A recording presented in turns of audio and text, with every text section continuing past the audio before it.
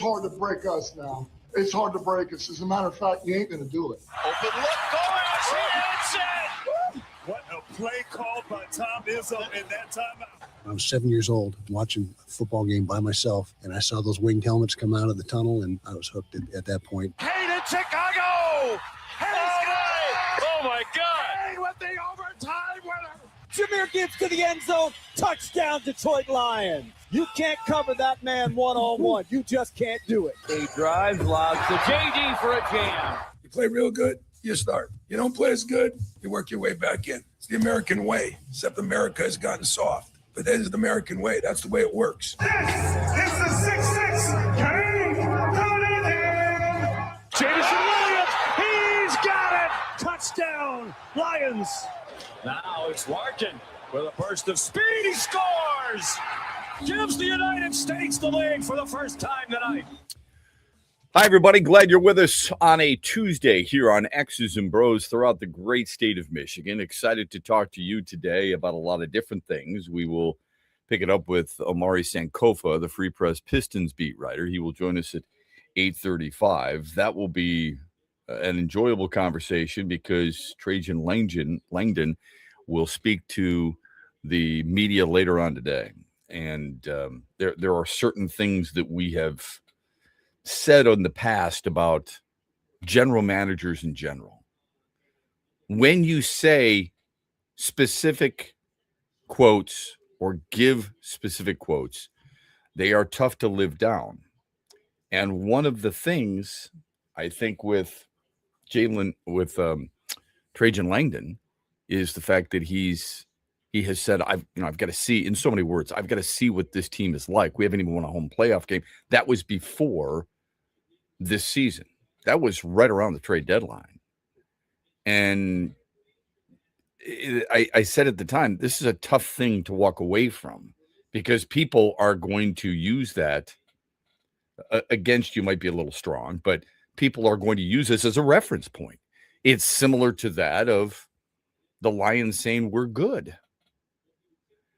And it's going to be one of those very challenging things for him and the Pistons to overcome unless they do something about it.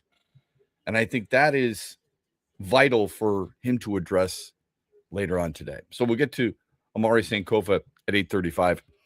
In the meantime, you saw it last night. The Guardians steamroll the Tigers 8-2. They put up crooked numbers in the third and the fifth and the sixth. Top four hitters in the Cleveland lineup drive in all 8 runs, including Jose Ramirez, who went 3 for 4 with 3 RBIs and a solo homer, his 36th of his career against Detroit, his 293rd of his career overall. Framber Valdez, who we all praised, including yours truly, we all praised as a hell of a signing by Scott Harris. This was, if you've got an overcoat and you put it on a hook and you're hanging it there, that was Scott Harris's Framber Valdez signing. Look at what I just did. Because everybody was looking for some type of signing. I was just talking about those quotes. Remember when Scott Harris and Chris Ilitch said, we'll spend when the timing is right? People were wondering, when are you going to spend on a right-handed power bat? Still hasn't happened. But they did spend on Framber Valdez. And Framber Valdez has not been very good so far for Detroit. He lasts just 5 innings, allowed 5 hits and 4 runs and 4 walks. 5 innings, 4 hits, 4 walks, and 4 earned runs. So he gets saddled with the loss again. I mean, this is, you want to know why? And he's 2-3 with a 4.5 ERA. It's closer to 4.6. Not when you signed him to that large extension. No way did you expect this type of performance so far. And I almost said, while I'm watching this, I thought to myself, maybe it is still early. Is it? Like, at what point should you and I no longer use that as an excuse? And we've talked about this in the past with anyone who wants to listen. How long do you give a guy before you start to recognize who he is for that period of time? He's made 9 starts. He's going to make 31, 32. He made 31 a year ago. So he hasn't even made a third of his starts yet. He's got a chance to turn it around. Yes, we say that about a lot of guys. And it's getting old. Fans are tired of hearing it. And I don't blame them. And I don't think you can either. This team has lost now 11 of 13. They have dropped to 20 and 28 on the year. They are now 6.5 games back of the division leading Guardians. Frustrating, right? Absolutely. Maybe added to that is the fact that this is a team that they just lost. Well, this is a city that just lost to a Cleveland team. Remember? Game 7. Of course you do. All right. So suddenly Cleveland has the upper hand over you in back-to-back days. And they beat you in the most Cleveland way it felt like possible, with just loading the bases up, moving guys over station to station, just doing that the whole game. Yeah, you like that bunt to move guys from first and second to second and third. My gosh, yeah, and then they had a big inning. Yeah. Yep. And the one guy who I was going to ask you this yesterday. If you could pick one guy in all of baseball that would help your team right now, you have the power of just going and plucking one guy off anybody's team, who would it be? Man, you could make the case that it's Jose Ramirez. I've asked this question before, and it's been the same name on a regular basis. Now I'd love Bobby Witt. Yeah, he's phenomenal. Because that leadoff, he'd steal bases for you. He'd clean up your defense. So I think it's really important. But Jose Ramirez might be that guy because he can hit for power. He's a switch hitter. You're never taking him out. And he's a good third baseman. You can't, obviously, we can't do that. We're not living in a fantasy land. We're not living in this kind of BS fantasy baseball. But he's that much of a pain in the ass against you. Game 2 is tonight. Cater Montero against Parker Messick. And that's, again, therein lies the frustrating part. How many people really follow, if you're in fantasy baseball, you do, how many people follow other teams' lineups and other teams' depth and things like that? Do people know who Chase DeLauder is? Everybody knows who Jose Ramirez is. You remember Rhys Hoskins, but you remember him from, his playing days elsewhere, okay? That included Milwaukee last year. But he's a really good player in Philadelphia, and you're thinking to yourself, wait a minute, Rhys Hoskins is now in Cleveland at age 33? Folks, he's only batting 200. But for some reason, he drove in 2 last night. Stephen Kwan, but usually you see Stephen Kwan at the top of the Cleveland lineup. He was moved down yesterday. Austin Hedges is still hanging around. He's never been a good offensive player. And he took the horse collar last night. What do you got?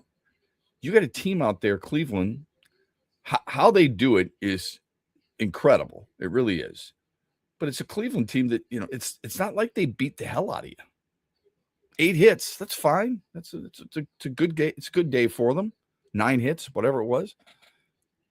They just find ways to get hits in the right time. They do and play the game the right way. I'll have some AJ Hinch sound coming up for you. We've got the basketball story for you. I don't know if you watched the Spurs and Thunder last night. It reaffirms that's a different level compared to some of the ways that we've watched the Eastern Conference teams play. Thrilling stuff in hockey as well, and some good news for the Tigers. We'll get to all that coming up here on an early Tuesday morning of X's and Bros. We're brought to you this hour by Mitch Lyons Wealth on the Michigan Sports Network. Huge here for all the ABC warehouse locations in Michigan. Now, if you're looking for the best prices on TVs, furniture, appliances, mattresses, and more, you need to go to abcwarehouse.com. You can shop there and also shop in person at all ABC Warehouse locations across Michigan. For the one close to you, go to abcwarehouse.com. Best deals on TVs, appliances, furniture, and mattresses at all ABC Warehouse locations in Michigan. Dad, here's 3 reasons why we should go to the Meyer LPGA Classic for Simply Give. Okay. 1, you can spend Father's Day weekend with some real golfers. Ouch. 2, it's a good time for a good cause. Foodie fun, family fun, and fun helping feed neighbors in need. And 3.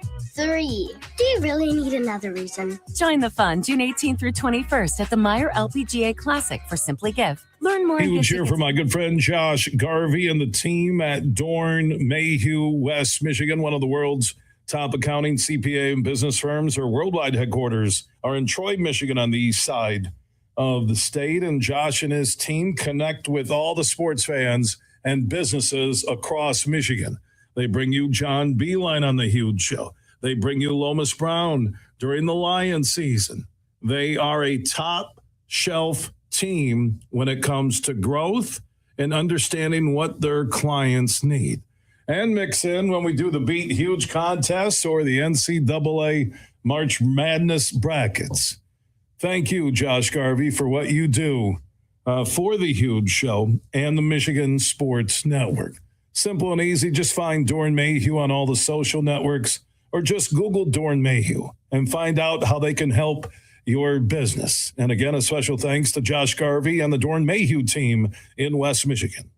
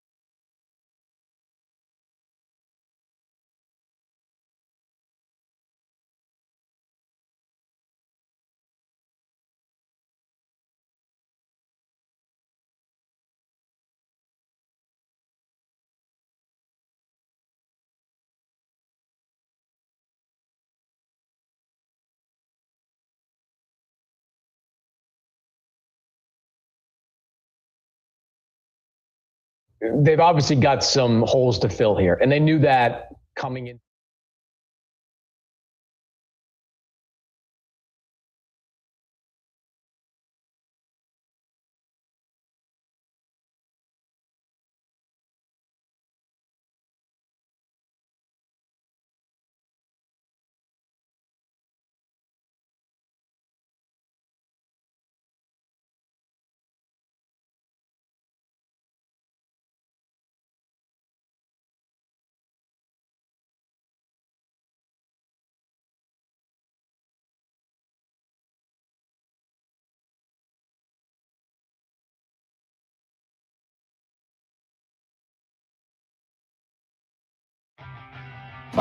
Yeah, I mean, obviously, we know coming in they had done a few things with their approach to make you come into the zone, and not every walk is the same. So some they earned, some they didn't. You know, just there was force field around the strike zone, we couldn't do anything close. So, you know, those are frustrating. I think early for Fromberg, you know, he was around the strike zone, not necessarily in the strike zone. Then late, he went at them, and they were ready to hit. So it's one thing to be a high walk team, but to couple that with their ability to be on the barrel early, they just kept the line moving. Somebody said to me via social media last night when I brought up the fact that Cleveland had posted 3 crooked numbers, and a crooked number, as you well know, is anything other than 1 in a inning. Somebody had brought up, you know, it's a tough watch right now, which is true. I mean, they're 2-11 since Tarek Skubal went down. I mean, he wouldn't have started, you know, a ton of games within that stretch, but they're 2-11. How much that matters? I mean, you'd have to talk to the players and whether or not it's psychological. Here's what you do know, though. You do know that the Tigers, from 2024, when March 28th through August 10th, the team was just 55-63. Then a reversal. From August 11th, remember when they made the push, August 11th of 2024, when they made a surge that nobody saw coming to reach the postseason, from that point until July 8th of last year, everybody said it carried over. The momentum from 2024 into the start of 2025 just carried over. Well, they did go 90-47 during that stretch. Since July 9th until, was it last night? Last night. They are 48-68. How do you get that? Here's how you get that. You lose to pitchers who you have no business losing to. Slade Ciccone, who started and won last night for Cleveland, was arguably Cleveland's worst starter. ERA-wise, he is. And a 5.6 ERA. Okay? And yet, what did he do? He went out there, went 7 1/3, 5 hits, 2 runs. Gave up the homer to Veerling. Struck out 4 Tigers. There are, ESPN stats, 110 pitchers who've thrown at least 40 innings this year. Okay? 110 pitchers in all of baseball have thrown at least 40 innings. This was going into the game against the Tigers. This was where he ranked. This is where Slade Ciccone ranked. 98th out of 110 in earned run average. 94th in FIP. 89th in homers per 9. He gives up over 1.5 homers per 9 innings. And I always think WHIP is a pretty good indication of a starting pitcher. walks, hits per innings pitched. He ranked 103rd out of 110 flipping pitchers who've gone at least 40 innings. And you just got schooled by him. I mean, does it really surprise you right now at all, though? I mean, it just like, to me, it does. Quite honestly, it does. And maybe it shouldn't. I mean, maybe that's why I'm pissed. No, I get it. It feels like it should be surprising. Maybe I expect more, Andy, out of Cole Keith. I mean, I've defended him and said, look, he's a 300 hitter. He's down to about 293 now. He did have one hit. It's not easy. I'm not claiming it is. You get a couple of hits, you feel pretty good. Cole Keith, maybe I expect more out of him. Maybe people expect more out of Kevin McGonigal. He was on base twice last night. He went 1 for 3. Dylan Dingler, a lot is expected of him, right? Nothing there. He's batting 247 now. Yeah, double play last night. This is Andy, this is why you have to. It's so hard not to judge. It's so hard to just I'm going to wait and see, because then what are you going to talk about, right? But everybody who said McGonigal is the best hitter I've ever seen, hold on a second. He has struggled for a while now. And yet he's still at 291, which is really impressive for a 22-year-old kid, 21-year-old kid. But you knew this was going to happen. How do you come out of it is the key. Dylan Dingler, oh my gosh, he's the greatest catcher in the world. He's under 250. Riley Green, he went 2 for 2 last night. He had Detroit's first RBI, a double to right center field, smoked it, right? Detroit couldn't score more than that, unfortunately. Unbelievable. Whatever. So Green's at 330. Spencer Torkelson, another offer. He's below 200. I like Spencer Torkelson. This is getting ridiculous. Yeah, you can't do this, Andy. You can't take away that big week where he had homers in 5 consecutive games. And I think homers in 6 out of 8 or something like that. You can't take that away. But if you did, he would be sent down. Yeah, it's crazy. I mean, you mentioned Riley Green and how good he's been doing. It's like eventually he's going to, go through something again too. He's not going to just keep, rocketing his average up to 400 the rest of the season. And it's who's going to pick him up then? Like at that point, I know who's going to pick up the team. There's 3 guys, Andy. Honestly, there's 3 guys in the lineup. Well, maybe Dylan Dingler. 4 guys in the lineup. That's it. Everybody. I said something about Zach McKinstry a year ago, and people were pissed because he's a Chippewa, and so am I. Who cares? Okay. Like suddenly you can't say anything bad about any place where you went to school. I can't believe you're a Chippewa and look. He's batting 173. Is anybody saying anything about that?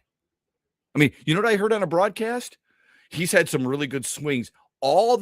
This indicates that he's going to come out of it. That's what I heard. Meanwhile, Zach McKinstry goes 0 for 4 again last night. He's at 240 as an on-base percentage. You're trotting him out there over and over and over again. He won a Silver Slugger last year, Shep. So I use Spencer Torkelson's 31 bombs as a barometer, and people say, stop defending him. That was last year. But I say the same thing about McKinstry, and people are like, you can't say that. He won a Silver Slugger. He was an all-star a year ago. Big deal. What have you done for me lately? Matt Vierling, homered last night, 211. Wensil Perez, push the button that says enough. Let me know. I mean, when you're ready to push that button. Oh, my gosh. 163, brother. Trotting him out and still playing him. It's crazy. How about maybe the best of them all, okay? What an acquisition. What a great acquisition by Scott Harris. Let's do this all over again. You ready? Zach Short. What is he so far? 0 for 11 on the year. But he started last night. And you've got people in this town, hey, Shorty, they love the, hey, Shorty, we got him. Okay, you can have him. It's a nice dude, He's got a decent glove. He's not a starting player in Major League Baseball. It's out of control. How many players you look at in this lineup on a daily basis where you're like, no thanks, click, no thanks, click, no thanks, click. And they just go about their business doing the same stuff over and over and over again. You think Tarek Skubal's drifting in at some point and just sprinkling a bunch of little magic dust and everything's going to be fine. We'll get to more on the other side. This is X's and Bros on a Tuesday morning, brought to you by Mitch Lyons Wealth. The Freddie the Pizza Man Foundation is dedicated to providing support to families and Michigan schools touched by autism. We invite you to join us in supporting these families and schools by making a donation at freddythepizzaman.com. With your donation, you can help provide essential resources that can make a real impact. Visit freddythepizzaman.com to make a donation and to learn more about the foundation's mission. That's FREDI thepizzaman.com. Together, we can make a difference. Rod Stewart returns to Soaring Eagle Thursday, September 3rd. The Soaring Eagle Summer Outdoor Concert Series with special guest Richard Marx. Tickets start at $71 and are on sale now at the box office and etix.com.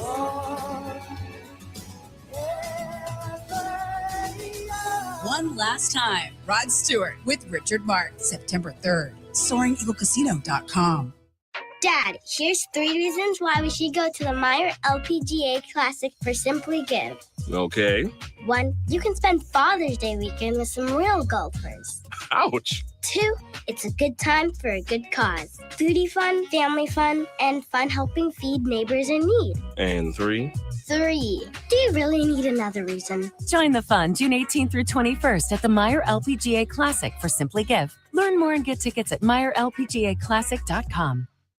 Where are you watching the Tigers this year? Superfly Hayes here for Detroit Sportsnet. Sign up like the Ute Show did with the Detroit Sportsnet Tigers Wings package. Subscription info at tigers.com. Coming up later today at 3 on the Huge Show on the Michigan Sports Network, I'll deliver huge opinions on everything you're talking about.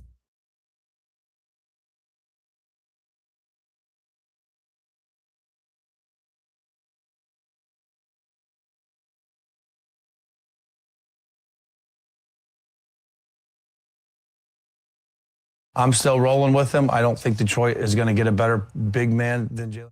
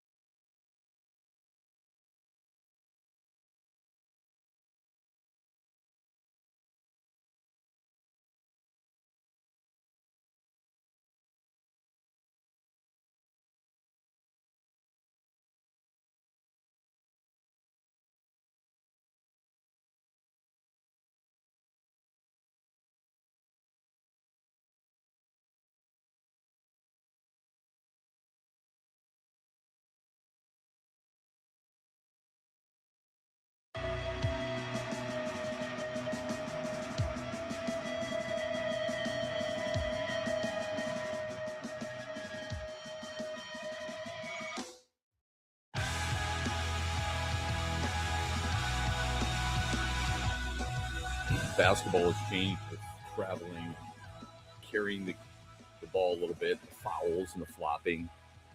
All negatives for sure. People, it doesn't seem to matter. I mean, people still watch the games. It can't upset you enough, right? Same thing in football. Some of the hits, some of the penalties, just ridiculous, right? I mean, it's over. I wanted to say overprotection. It's just over officiated. In baseball, for me, it's been about starting pitching and an unwillingness to let them go further. I saw something. Jim Bowden does a lot of work on MLB radio and some MLB TV. Very knowledgeable guy. Just ask him; he'll tell you. But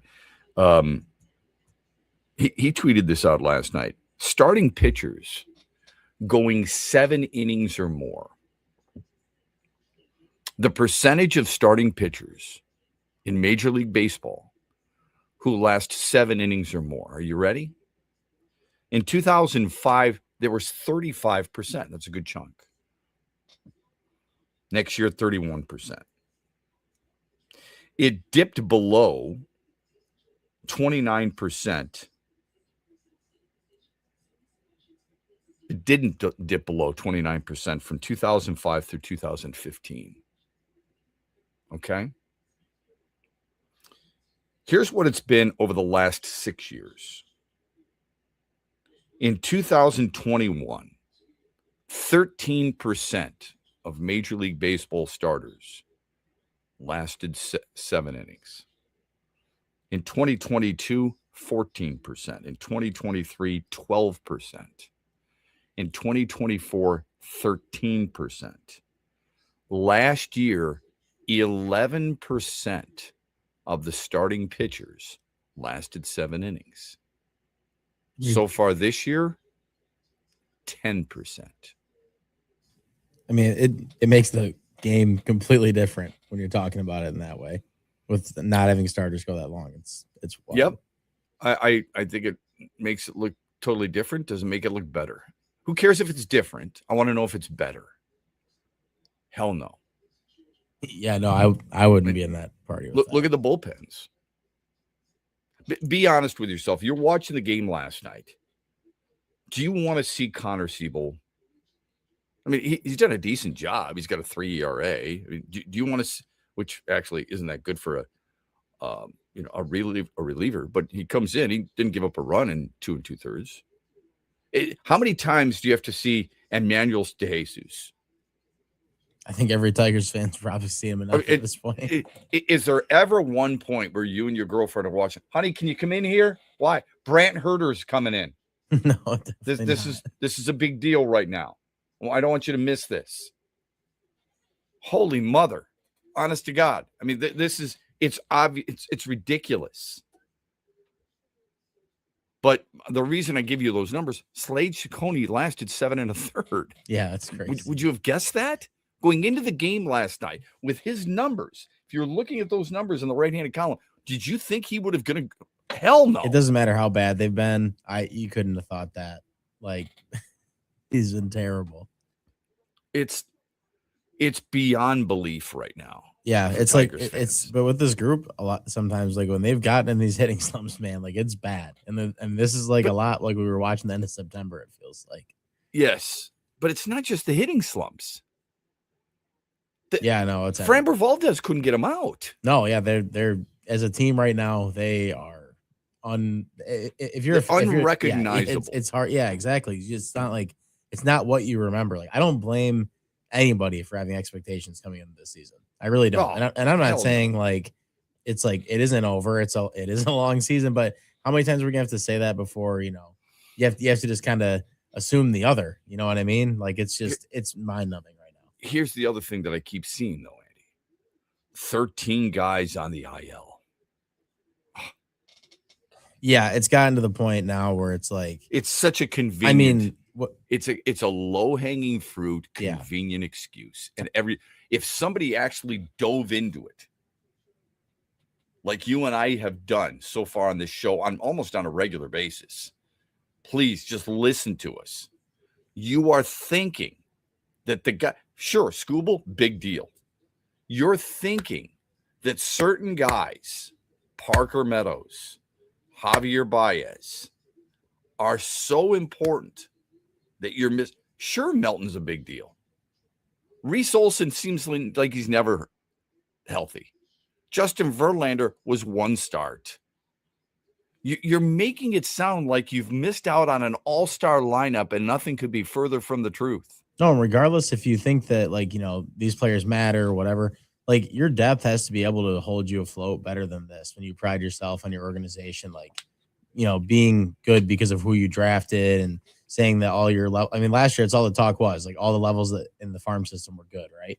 That was, like, always what people were talking about and stuff. It's like, where are some of these people that could help you out to at least keep you around maybe 500 while you are? Here's what I was told. I don't know if you heard this. I was told they have one of the best minor leagues in all of Yes, baseball. that's what I'm saying. That's all you kept hearing over and over again. And I mean, I'm not saying they haven't brought up any good players, because obviously they have at different times, but like the pitching side of it, it's like, who? Well, I've told you that they don't have the pitching. Yeah. It's a direct opposite of what they had from the Dave Dombrowski years, where it was pitcher, and to a certain extent into Al Avila.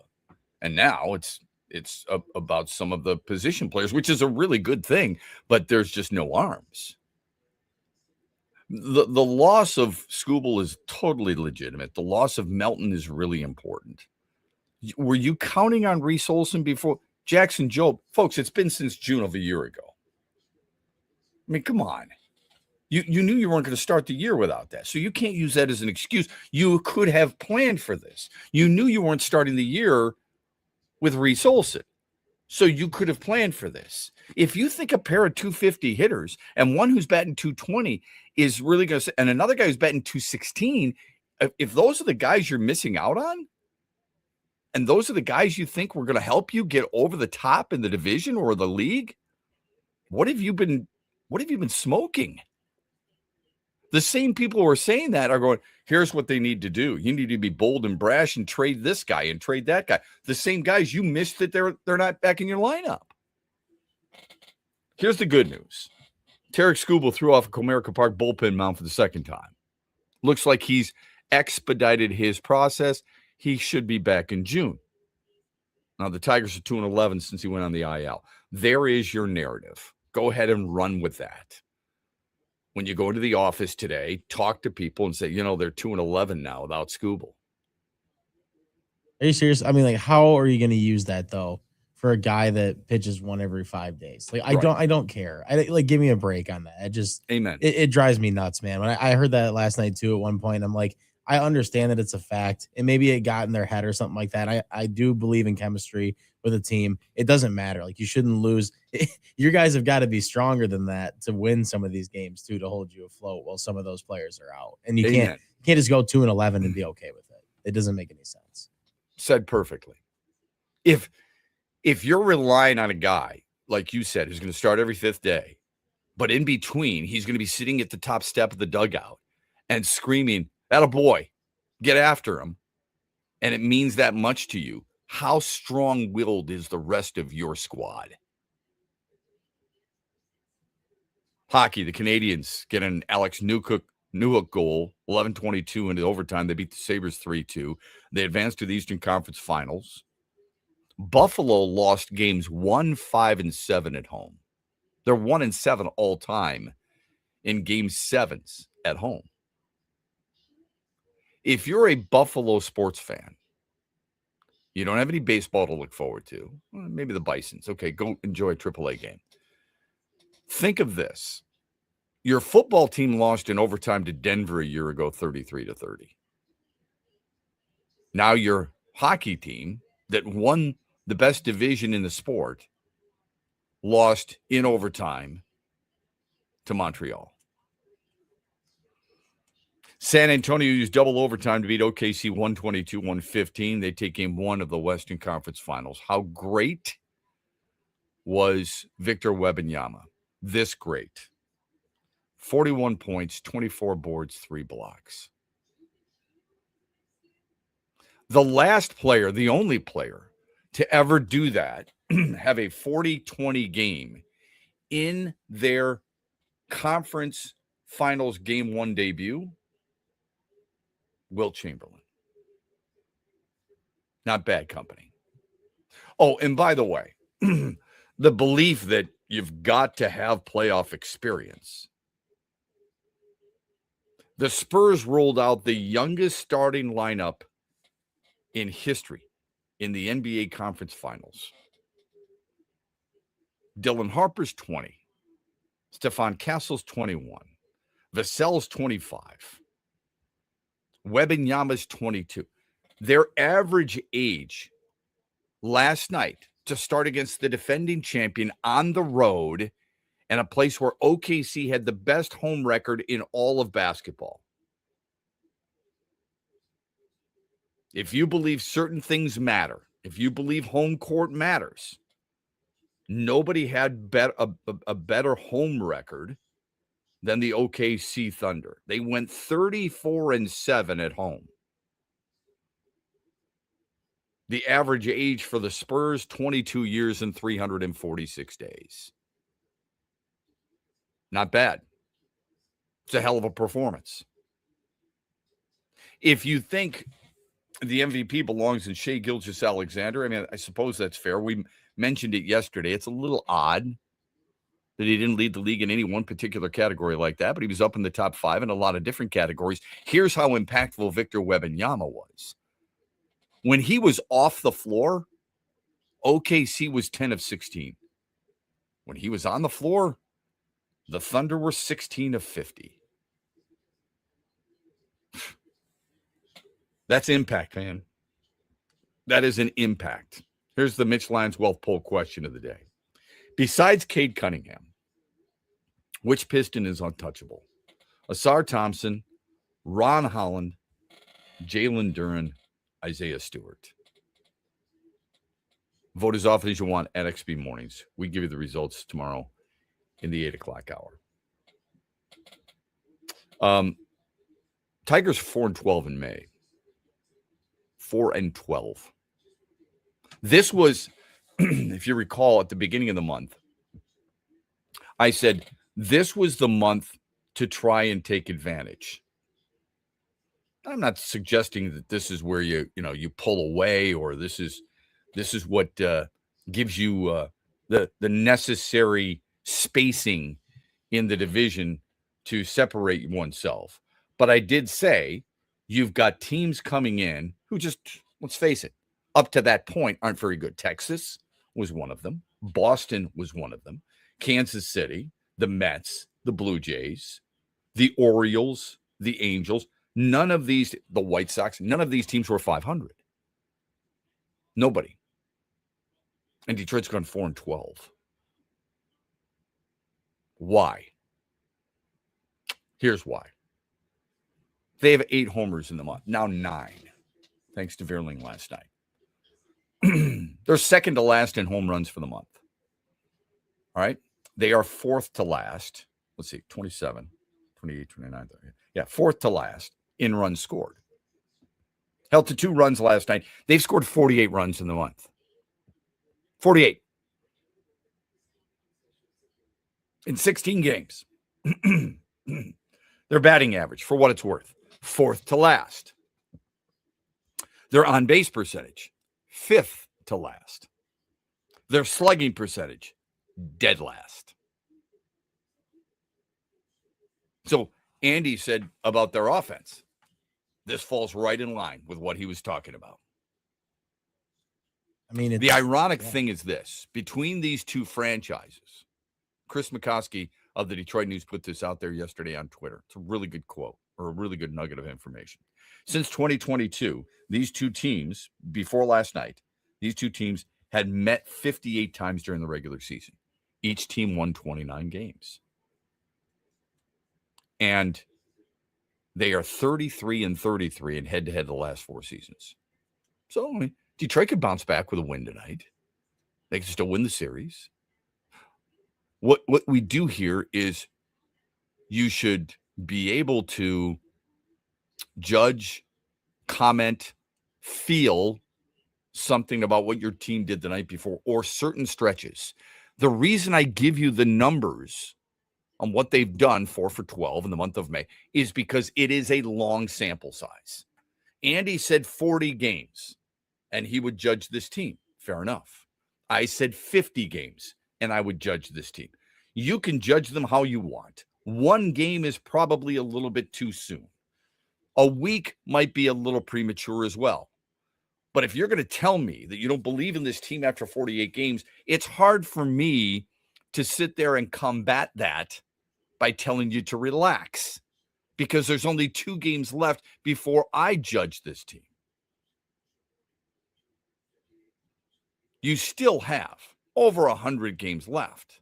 The hard thing about it is you are paddling upstream and you are having to leapfrog teams that are in front of you. Now, it's not a big jump to say I got to get by the White Sox. It's not a huge lift to say I've got to overtake the Twins. And it's not an intimidating situation if you say I have to catch Cleveland. There are teams in worst situations. Yeah. Because you're only 6.5 back. But the way you're playing the game, here's what you have to remember. We're almost to June, Andy. You know what the end of July is? Trade deadline. Trade deadline. You basically have 2 months. You have 2 months and change to try and turn this thing around. All right? This is not, I've got all the way till the end of September, Shep. No, you don't. Because something was going to have to be done. Moves have to be made. I expected to see Max Clark in June. Answer me this. It's not that easy, okay? I'm not telling you Scott Harris should be doing this, that. People get knee-jerk reaction. Here's what I would do. I would send this guy down, this guy, and then bring up this guy, and this guy, because he's had a really good month, a couple of months, or a couple of weeks, I should say, down in Toledo. It requires a longer, unfortunately, it requires a longer review of a player down in Toledo than just a couple of weeks. They dive deep into this stuff. Who are you facing? What situations are you in? How often are you playing? What are you doing against this type of pitcher? And so on and so forth. You can't sit there and just go, Max Anderson could be the the minor league player of the week. So bring him up. No. How many weeks has he been doing this? Has he been fully healthy? Is he playing every day? What are the situations he is thriving in and where is he struggling? It's not just, here's the numbers, call him up. I'm tired of watching Zach Short. But there are other guys who have already done that long enough that you would think could help this team in a number of different ways, and yet they continue to play down in the minor leagues. Omari Sankofa will join us from the Free Press. We'll talk about the Pistons and what he expects to hear from Trajan Langdon. He joins us at 8:35. Stay with us this hour of X's and Bros, proudly brought to you by Mitch Lyons Wealth. Huge here for the Michigan High School Athletic Association. You can stay up to date on the latest from Lansing 24/7 at MHSAA.com, at MHSAA on Twitter, and MHSAA on Facebook. The latest news, press releases, and stories connected to every high school in the state of Michigan, available for you 24/7 from the Michigan High School Athletic Association. Log on to MHSAA.com, at MHSAA on Twitter, and MHSAA on Facebook. And if you're looking for archive, boys and girls, high school sports, MHSAA.TV. That's MHSAA.TV. 24/7, everything you need to know about high school sports in Michigan. Log on to MHSAA.com. Celebrate the soul of folk and Americana. The Lumineers Automatic World Tour comes to Soaring Eagle Casino and Resort Sunday night, July 19th, with special guest Josiah and the Bonnevilles, part of the Soaring Eagle Outdoor Summer Concert Series. Tickets start at $67 and are on sale now at the box office or online at etix.com. Showtime 8 p.m. See the Lumineers live with Josiah and the Bonnevilles, July 19th at Soaring Eagle Casino. SoaringEagleCasino.com.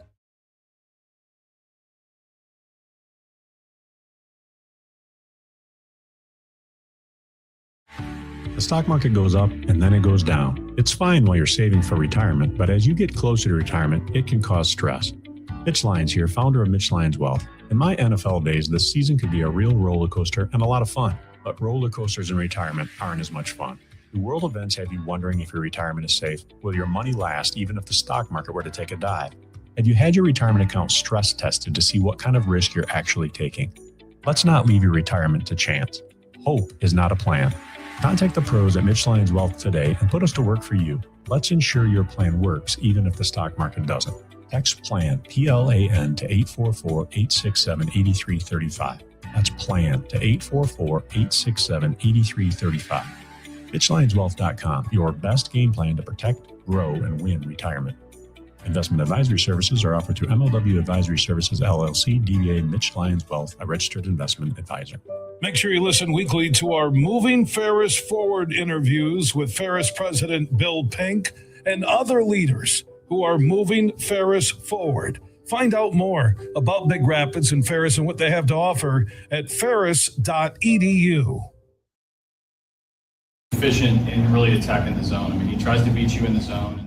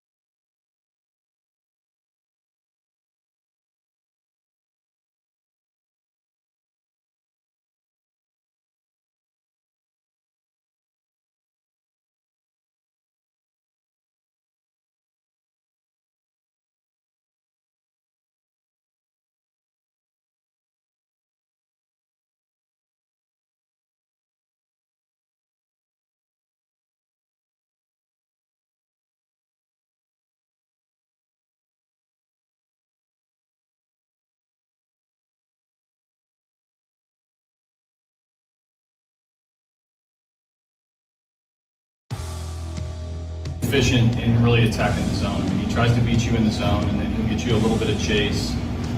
It looked like early, we weren't on time for his fastball, and then got a little jumpy. I mean, a couple of guys had some pretty good at bats. Riley had some good at bats. Kevin had some good at bats, but he just minimized pretty much everything. They're top 3 in the league in walks. They look at things different than you and I do. Managers, hitting coaches look at bats, quality at bats. Are you on it? Are you fouling pitches away? You're not always going to get rewarded. We understand all that, right? You and I look at a box score and say, if a guy went 2 for 4, that's decent. All right. If you're looking at something and you're going, how did this team do with runners in scoring position? Well, we know they're not very good in that category. Or at least they haven't been, right? Yesterday, if you look at it, the Tigers were 0 for 4 with runners in scoring position. I don't know how much better Cleveland. Cleveland 3 for 10. You can take that, right? Look, somebody it's easier digestible when you win, right? The problem with the Tigers, among other things, there's no easy fix. Yeah, like what do you think, AJ? Like when he goes up there and has to talk right now, what do you? Well, what do you think? It's like, what's he going to say? Sometimes everybody can complain, Andy, about the lineup. All right, and it's worth complaining about. I've given you the numbers. Every day, Cole Keith's going to bat for me. Kevin McGonigal is going to bat for me. Dylan Dingler is going to bat for me. And I know you got to get him off his feet sometimes because catchers can't play 162. Riley Green's going to bat for me. Those 4 guys every single day. Everybody else, interchangeable. The problem is you've got a Zach Short instead of a Javier Baez. Right? And people say, well, you got Gage Workman. Look, you want certain players brought up from the minor leagues, or people do, okay? Ben Malgeri is having a really good recent stint in Toledo, all right?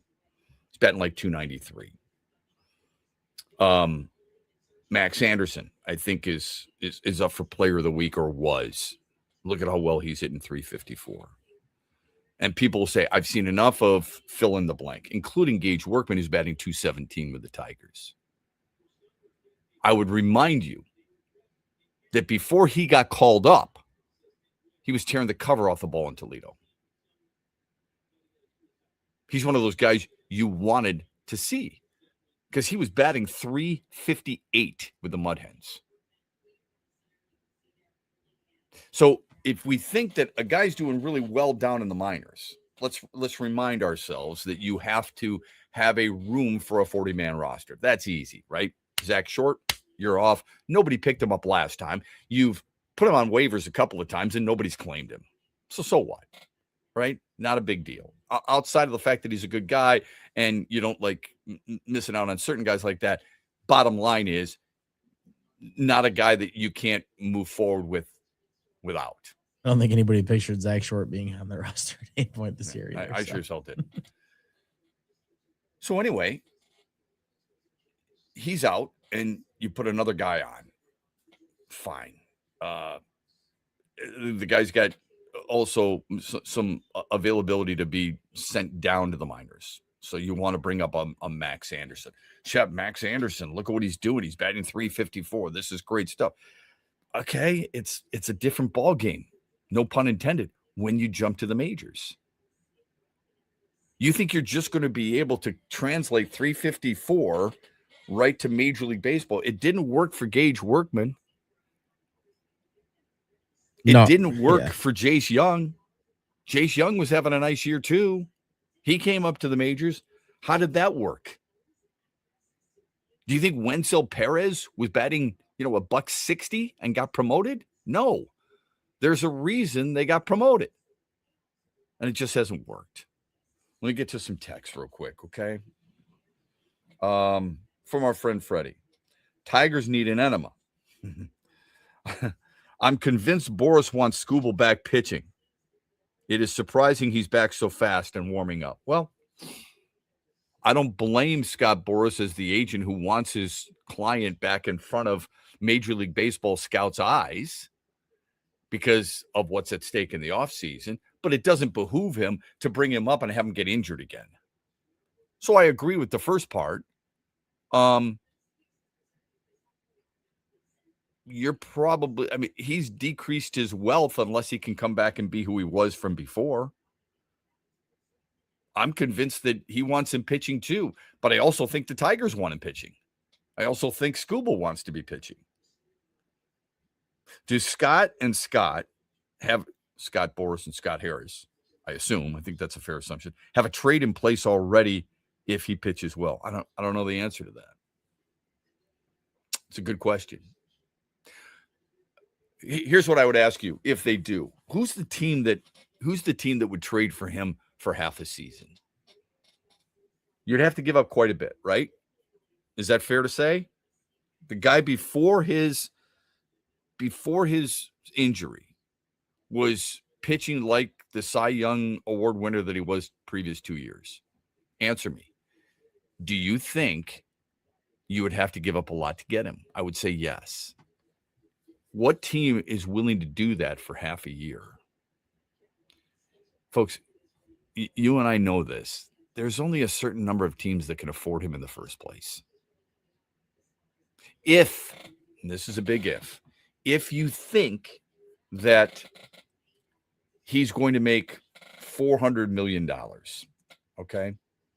Now, that's one of those numbers that everybody has kind of fell in love with and gravitated toward and believe that he's that guy. All right. So I'm using the common number out there. I'm not saying that I would pay him that. I'm just telling you what the common number is. If that's the case, and you've got, the total payrolls of certain teams, only a certain number of teams can really afford him. Could the Mets afford him? You bet. Could the Dodgers afford him? Yes. The Yankees, the Blue Jays, the Phillies, Cubs. Yeah. We know there's a certain amount, there's a finite number of teams that can afford him. Why would you trade for him for only half a year? Unless you think or are guaranteed, Red Wings and Quinn Hughes, that you're going to sign a long-term deal. Shep, I think it's time to trade Carp or Torque or both. Make Riley a team-friendly offer for him now or trade him too. Okay. You're the general manager. Andy, put the cap on. Okay. You're the general manager. I'm offering you Kerry Carpenter. All right. What are you giving for me? What are you going to give me for Kerry Carpenter? Really nice guy, really good clubhouse guy. Don't get me wrong. Okay. Yeah. A guy who in his career all time has hit 26 homers. Okay. He's never played more than 130 games. He does not necessarily hit for average. He's never driven in more than 64 runs in his career, and he doesn't play against lefties, and there's a reason for that. And the last thing you saw was not great either on the field. Oh, and by the way, he's a liability defensively. Yeah, I'm not giving you much. Okay. I mean, that was the answer before. Right. Yeah. For me. And the reason he doesn't play against lefties is because he bats 200 against them. That's the reason. Now I'm going to bring in Spencer Torkelson, who in 2 of his 5 years has hit a lot of home runs and driven in some runs. But he's not an exceptional first baseman, and he doesn't hit for average. What are you giving for me? What's a you're not getting much, guys. I hate to tell you this. That's I don't know where true. people are getting that from. What's it, just out of curiosity? What's a team-friendly deal? What do you think Freddie means by that? What's a team-friendly deal? Riley Green makes $5 million this year. It might be the best deal in all of baseball. We'll get to more on the other side. It's 10 after the hour. X's and BrO's, Monday through Friday, 6 until 9, brought to you by Meyer. Mitch Lyons here, founder of Mitch Lyons Wealth, where we create your best game plan to protect, grow, and win retirement. I'm here with Tiger legend Kirk Gibson, who we are proud to support and partner with on the newly opened Kirk Gibson Center for Parkinson's Wellness. Thanks, Mitch. We appreciate your support, and we are excited to have recently opened the center in Farmington Hills. It provides exercise therapy and educational programs that are helping the Parkinson's community, just like Mitch Lyons Wealth helps improve the quality for their clients' retirements. This center helps improve the quality of life for people with Parkinson's. And Gibby, the best part of all is that access to the center is available to the Parkinson's community free of charge, right? That's right, absolutely free of charge for people with Parkinson's and their care partners. You hit a couple of the most famous home runs in Major League history, Gibby, but I feel that your greatest hit will be the positive impact the Kirk Gibson Center is making in the fight against Parkinson's. Mitch, since my diagnosis, I get up every day and focus on winning that day. This center encourages others to do the same. Awesome, Gibby. To learn more, go to kirkgibsoncenter.org. Rod Stewart returns to Soaring Eagle Thursday, September 3rd. The Soaring Eagle Summer Outdoor Concert Series with special guest Richard Marx. Tickets start at $71 and are on sale now at the box office and etix.com. One last time, Rod Stewart with Richard Marx, September 3rd, SoaringEagleCasino.com. Huge here for all the ABC warehouse locations in Michigan. Now, if you're looking for the best prices on TVs, furniture, appliances, mattresses, and more, you need to go to abcwarehouse.com. You can shop there and also shop in person at all ABC warehouse locations across Michigan. For the one close to you, go to abcwarehouse.com. Best deals on TVs, appliances, furniture, and mattresses at all ABC warehouse locations.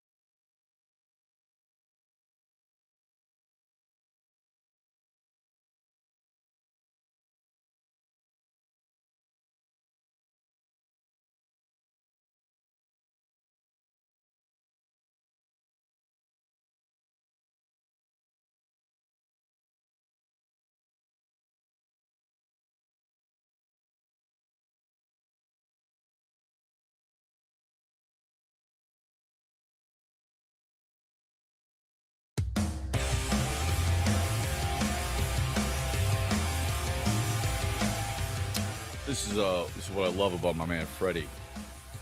He said team friendly. I said, what does that mean? Give me the definition. He immediately responds and says 6 years, $150 million for Green. So that's $25 million. Okay, cool. I'm fine with that. At least he gave me the explanation. You're going to pay him about what Toronto pays George Springer.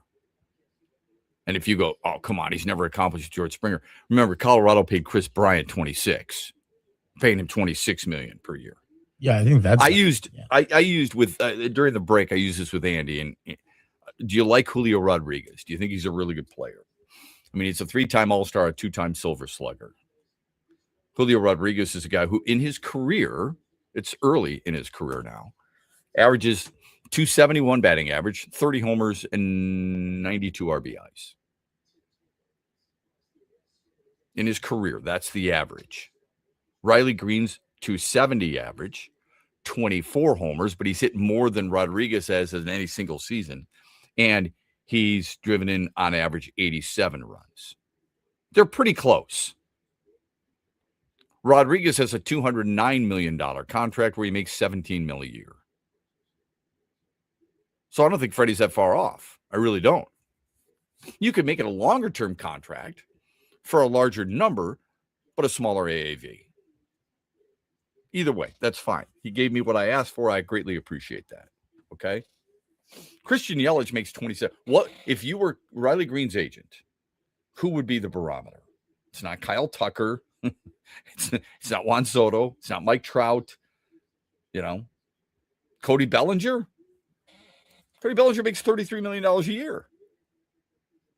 And I know you're probably going, well, I wouldn't do that. If you can get it, good for him. Go get it somewhere else. Okay, that's fine. You can take that attitude. You still have to replace a 270 average, a guy who's going to give you a minimum of 25 homers and drive in 90 runs. You got to find that somewhere. Without pay. Oh, and by the way, he's still a young guy. So tell me who that is. He's 25. He's got a long window of his prime. A left-handed power stick who's a good fielder, a very good fielder in left field. Doesn't have a great arm, but he's got a very good glove. All right? He's not a guy you want to get away. You think your minor leagues are deep? They're not that deep, folks. You keep him. You may not like the strikeouts. That's fine. Okay? Strikeouts are down this year. You may not like them. But the player is the kind of player you want to have on your team. Okay? He's going to hit for a higher average than Julio Rodriguez is. Mize, 6 years, 120. And start over. Trade whoever you can. Call up young guys who are ready. So here's the problem. I don't know how many young guys are ready. Yeah, young guys, the pitching. Good luck. I don't know. I don't know who you're going to find right now that's going to save you. It is not easy in baseball to do that. I'm sorry. It just isn't. How do you know a guy's ready? A lot of that depends. Did you think Gage Workman batting .358 was ready? Jace Young has had plenty of seasoning. And they're not ready. At least it does, but first blush, it doesn't sure doesn't seem like they're ready to me. How about you? No, Okay. not from what they're putting out up there, Okay. but yeah, Max Anderson and Ben Jerry. I've been hearing those names for a long time too. I don't want to claim to know how long they've been in the minor leagues for, but I feel like there was like even talks about trading Max Anderson or something last year for a person I remembered hearing or something like that. I don't know. 'Cause he had a pretty good season in the minors to move himself up, but I've said this for a long time, Andy. Most people feel 1,500 at-bats in the minor leagues should give you a good gauge. absolutely. Okay. I agree with that. Jace Young has 1,500 at-bats. I'm rounding up. It's 1,478, if you don't mind, okay? Without getting too technical on me. Is that okay? All right. Yeah. As a minor league hitter, he's batting 256. Yet at the major league level, he's batting 190. And again, I'm falling back into certain habits with batting average. The on-base percentage is pretty good in the minor leagues. The OPS is pretty good too. Okay? The on-base percentage is 380. That's pretty good. You'd take that. So if you don't want to look at batting average, that's fine. How come it's not translating? When somebody says to me, get the other guys up, get the young guys up, right? Call the young guys who are ready. What if they're not ready, man? Seriously, what if there's a player down there who's excelling and then he gets to the major leagues and it just doesn't translate? Have you seen that before? You're damn right you have. I think you definitely have. He played. I'm not saying he tore it up at every level necessarily, but yeah, Torkel said. I mean, he definitely got rushed. I think, and I think people would say that. Right. And then you got to look at how are the pitchers doing down there? All I was told constantly is, you know what, Sawyer Gibson-Long should be ready to go. Well, he's got an ERA over 6 in the minor leagues. If he's got an ERA over 6 in the minor leagues at AAA, what's he going to have in the major leagues? Maybe it doesn't translate in that negative way either. Who knows? I mean, people are just desperate right now, man. Like, I mean, we're talking about some of the people that are rolling out there in their lineup every day over and over who just aren't doing anything. I think people are just asking for anything, which, I mean, isn't always the fair thing to the players in the minor leagues, like you're saying. So, it's tough to say where to go right now to make this team better. I think we're all agreeing there's no simple solution. Shep, Tigers and Pistons have been by two players that they've inherited, Tarek Skubal and Cade Cunningham. Both need help. The difference is one's going to be here and one won't, in all likelihood. Shep, I was thinking this week when Skubal comes back, pitchers here, or does he pitch elsewhere? He had a dominant 3 to 4 years. Who are some of the others who had a dominant 3 to 4 years and then faded? Tim Lincecum. Can Tarek pitch better longer than Tim? Dominant, then he faded quickly. Yeah, Tim Lincecum never had the stuff that Tarek Skubal has. So that's one thing. On the other hand, Skubal's now had 3 elbow, 3 arm, left arm, pitching arm surgeries. So that's a lot of the text that we've gotten so far. Shep, build around Mize, Melton, and Job and start fresh. So I like that moving forward as a trio. Here's my hesitation. So you want to build around these guys, and I understand it. Jackson Job, who I think has got nasty, nasty stuff. I think he's got ace-like stuff. Again, you're judging somebody on 10 career starts. Are we that certain? Oh, and a Tommy John. That's what we're doing. 10 career starts and a Tommy John surgery. And you want to build around him. Okay. You want to build around Melton, who I like a lot. 4 career starts. Casey Mize, who I like a lot. 1 full good season last year. And really, he's pitched 20. He's had 28 starts or more just twice in his career. And he probably won't get there this year. I mean, you got to be careful here. There's a lot of unknowns and there's a lot of uncertainty and there are a lot of unprovens in that theory. We're back after this, brought to you by Meyer. Huge here for the Michigan High School Athletic Association. You can stay up to date on the latest from Lansing 24/7 at MHSAA.com, at MHSAA on Twitter, and MHSAA on Facebook. The latest news, press releases, and stories connected to every high school in the state of Michigan, available for you 24/7 from the Michigan High School Athletic Association. Log on to MHSAA.com, at MHSAA on Twitter, and MHSAA on Facebook. And if you're looking for archive boys and girls high school sports, MHSAA.TV. That's MHSAA.TV. 24/7, everything you need to know about high school sports in Michigan. Log on to MHSAA.com. Celebrate the soul of folk and Americana. The Lumineers Automatic World Tour comes to Soaring Eagle Casino and Resort Sunday night, July 19th, with special guest Josiah and the Bonnevilles, part of the Soaring Eagle Outdoor Summer Concert Series. Tickets start at $67 and are on sale now at the box office or online at etix.com. Showtime 8 p.m. See the Lumineers live with Josiah and the Bonnevilles, July 19th at Soaring Eagle Casino, SoaringEagleCasino.com. Dad, here's 3 reasons why we should go to the Meyer LPGA Classic for Simply Give. Okay. 1, you can spend Father's Day weekend with some real golfers.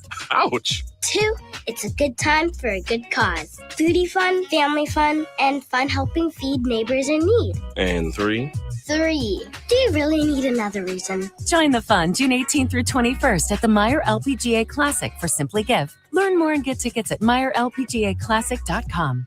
What's up, Michigan? You're listening to Shep. Don't forget the huge show later today at 3 on the Michigan Sports Network.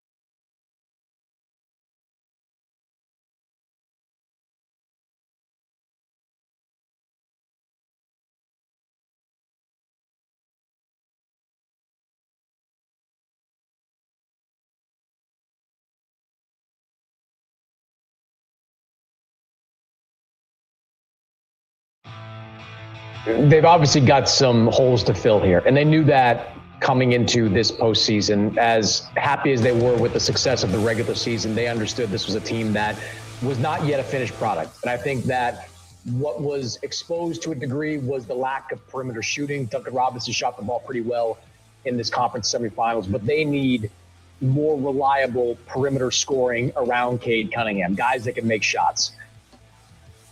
It's Chris Mannix, Sports Illustrated, SI.com, on the Jim Rome show yesterday. Good stuff by Andy to pick that up. I don't disagree with him at all. It is a little strange that Trajan Langdon told us that he wanted to see another playoff run and he'd make decisions from there. When some people may feel like if you're going to wait that long, you've got a lot of confidence that you're going to get back there.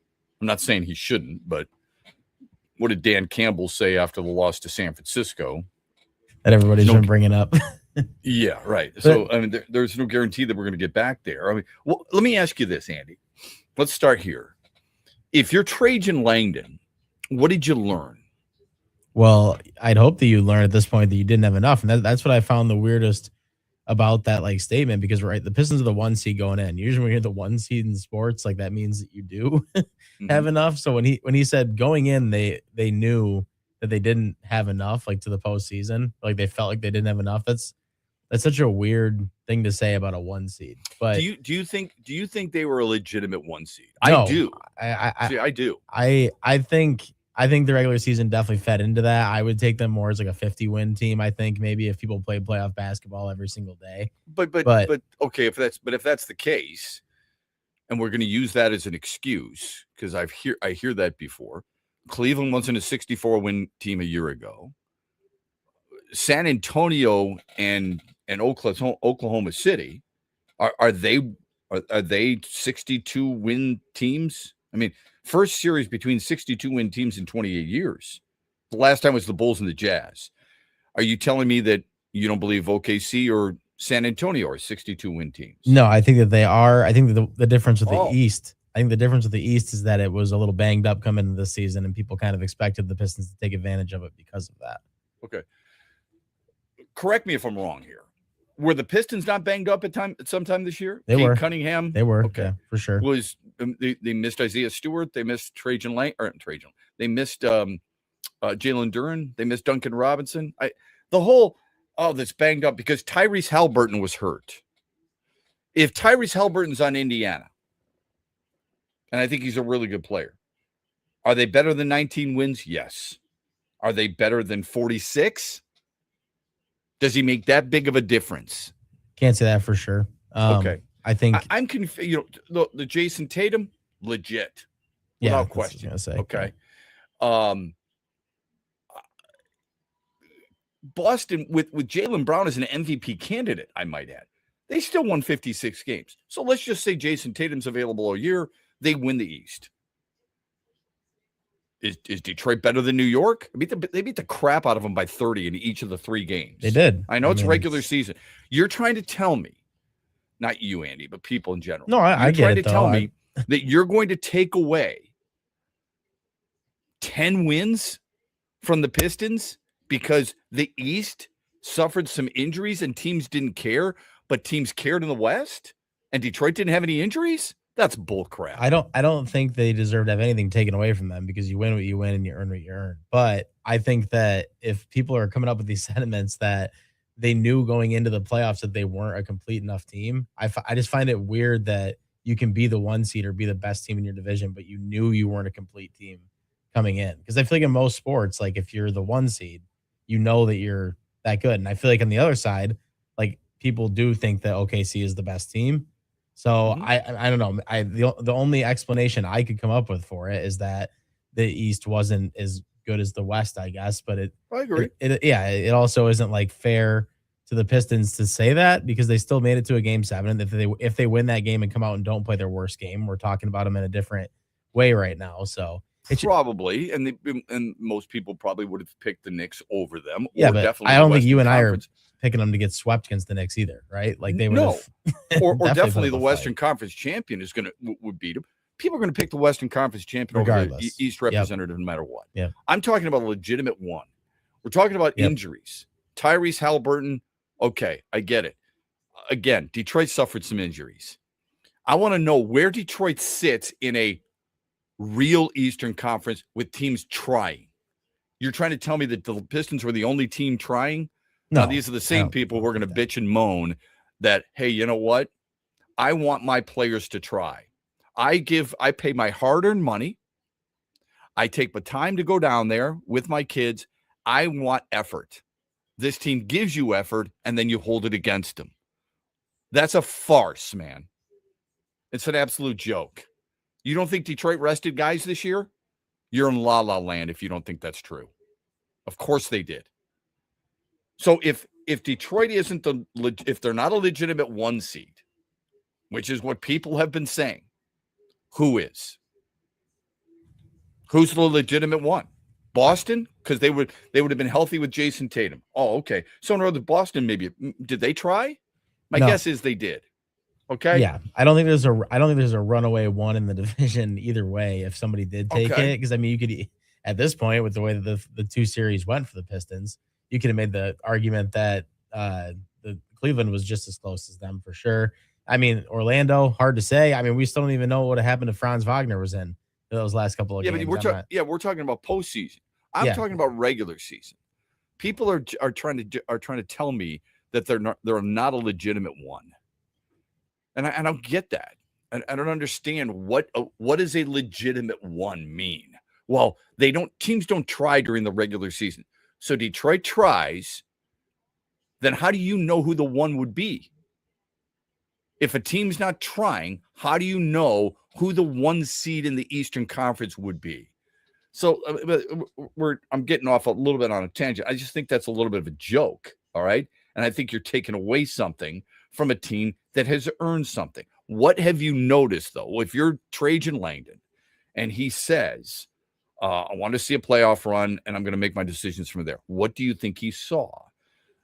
Jalen Duren is not a max contract guy. Okay. Keep him, but at a team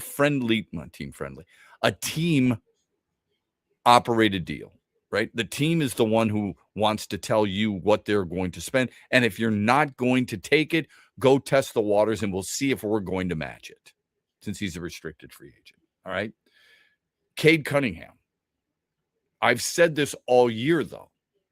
I didn't need to see it in the playoffs. Detroit needs another prominent ball handler.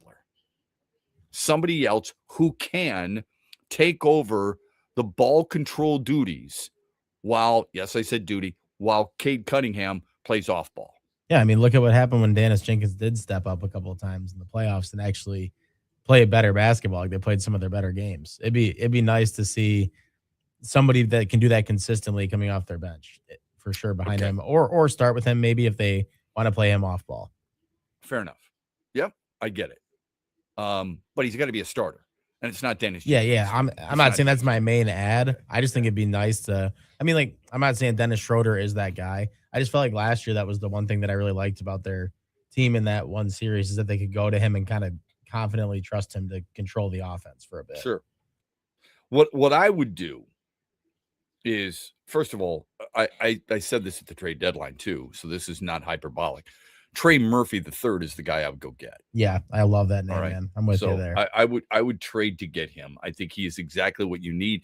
He's a taller player. He's a 3-point shooter. He's a scorer. He is what you need. All right. And he would be inserted into the starting lineup. And then your starting lineup could be Cade Cunningham, man I don't know yet, Asar Thompson, Trey Murphy III, and Jalen Duren. The man I don't know would become a big piece. Who would that guy be? Andrew Wiggins? I don't know. Somebody like that. All right. We'll have to wait and see. I don't know exactly who it would be right now, but I mean, there are names out there. The other thing what do you think happens with Tobias Harris? Yeah. That's a great question. Would you bring him back on a 1-year contract? Would you say to him, you're welcome back on a 1-year deal? I don't know if he'd take that. I would be willing to move on from him. Yeah, I think you have to be. You have to at least have that the openness. But yeah, I do like him. Could he come off the bench? If you had him and Duncan Robinson and Dennis Jenkins and Paul Reed and Isaiah Stewart coming off the bench, do you feel good about that? Yeah, if Tobias Harris is coming off your bench, I think you got to feel good about that. Right, absolutely. But he's not taking the play. If I'm going to get Trey Murphy III, that's I'm getting him as a starting player. Oh yeah, 100%. Okay? All right. Yeah. Okay. The other thing you recognized, and this isn't any particular order, but I've said this all season long. I said it when they brought him in. Duncan Robinson is a bench player. He should come off your bench. I like him, but I don't like him in the starting role. In game 7, he came off the bench. I think he did in game 6 too, but in game 7, when he came off the bench, he was like the one guy that actually hit a couple of shots for him in that role too, like when nobody else could do anything. So I think it's a really good point. Who are you willing to trade? That's the other thing that he has to ask himself. You may have drafted Ron Holland 5th overall, but if Ron Holland is not a legitimate shooter, a legitimate scorer, he is neither of those. He's a transition guy who on occasion can hit a jumper, and he's a defensive player. Put him in a package. Put Isaiah Stewart in a package. If you like Paul Reed, and I like Paul Reed, and I think you do too, do all that and get a guy. And you're going to have to package some first-round picks. I'm okay with that. Who cares? You're at the end of the draft. I'm fine with that. I think those are some of the things that, and we said this during the season too, but those are some of the things that I would look at. All right. Now, whether or not players want to come here, it doesn't really matter. I don't know. Did you hear what Paul Pierce said yesterday? Not yesterday. I remember hearing something from after the game, but what are you? Oh my God. Some guys get him off the forum. Seriously. I mean, the guy played and was a hell of a player, but God almighty, does he say some stupid ass stuff. This is what he said. He said, Cade Cunningham and Dennis Jenkins are the only 2 players the Pistons should keep. Dennis Jenkins.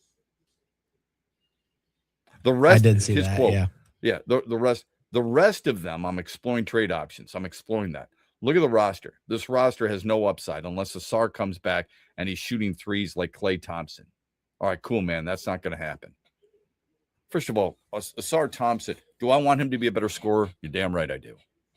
He's got, lock him in a gym in a small town in North Dakota and say you're not coming out until you make 200 threes in a row or something like that. That dude has got to shoot in the offseason. With that, everybody sees it. Like with that athleticism, if he could play offense, I can't imagine how much better his game would be.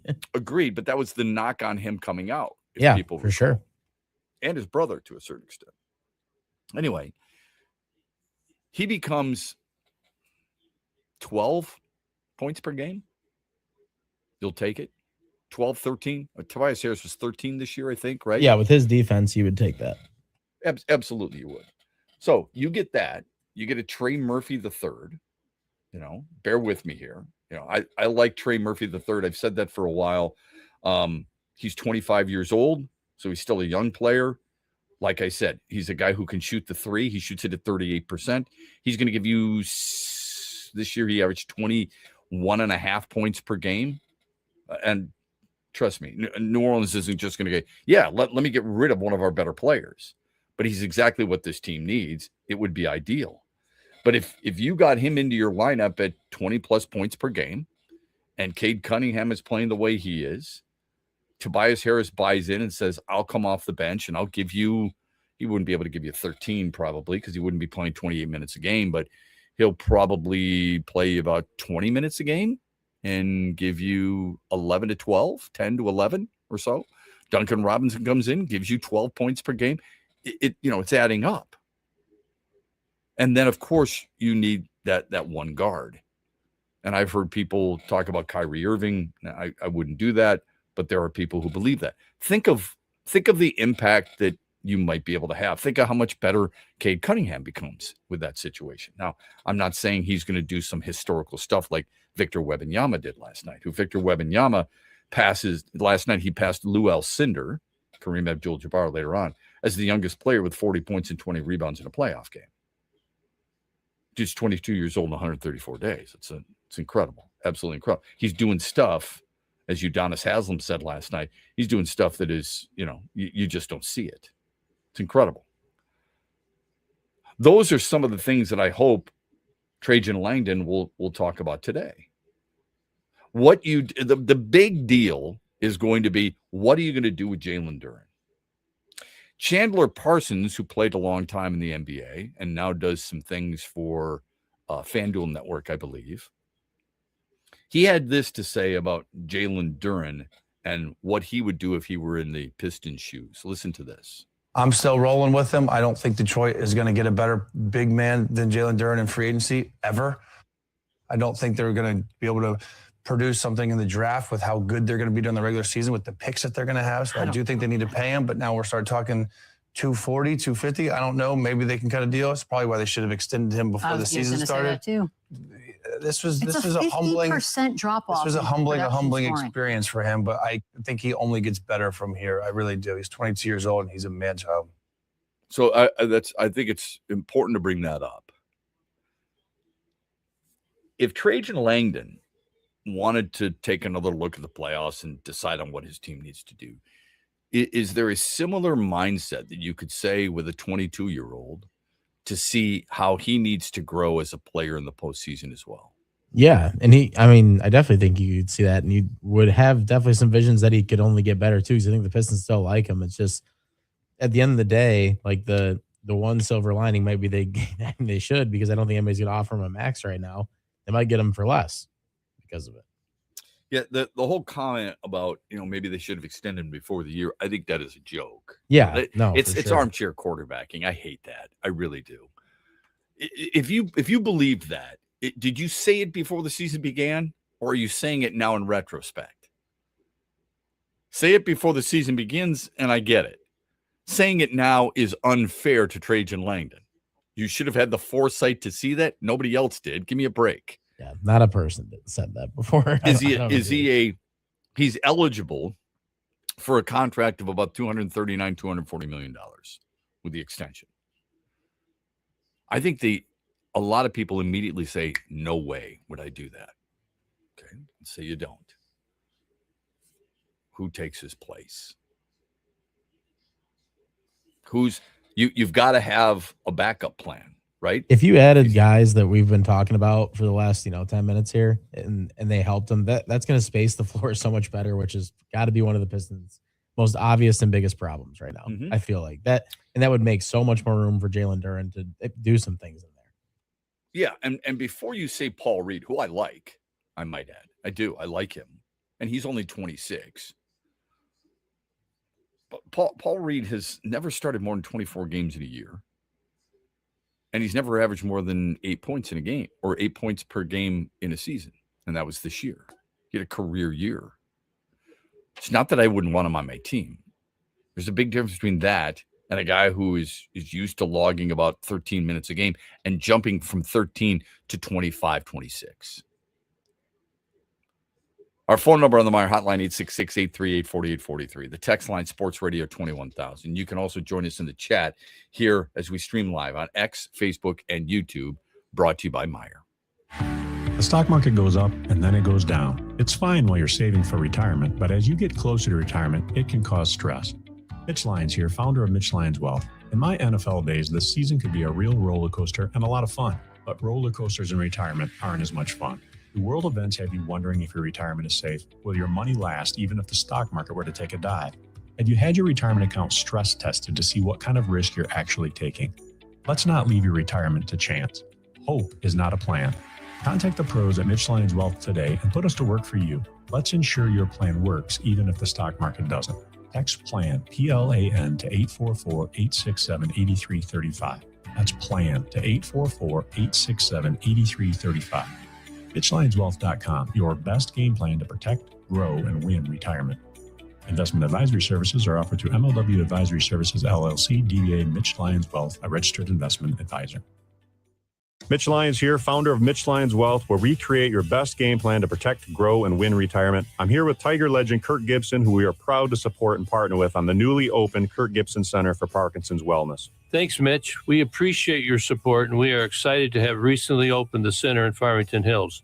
It provides exercise therapy and educational programs that are helping the Parkinson's community, just like Mitch Lyons Wealth helps improve the quality for their clients' retirements. This center helps improve the quality of life for people with Parkinson's. And Gibby, the best part of all is that access to the center is available to the Parkinson's community free of charge, right? That's right, absolutely free of charge for people with Parkinson's and their care partners. You hit a couple of the most famous home runs in Major League history, Gibby, but I feel that your greatest hit will be the positive impact the Kirk Gibson Center is making in the fight against Parkinson's. Mitch, since my diagnosis, I get up every day and focus on winning that day. This center encourages others to do the same. Awesome, Gibby. To learn more, go to kirkgibsoncenter.org. Rod Stewart returns to Soaring Eagle Thursday, September 3rd. The Soaring Eagle Summer Outdoor Concert Series with special guest Richard Marx. Tickets start at $71 and are on sale now at the box office and etix.com.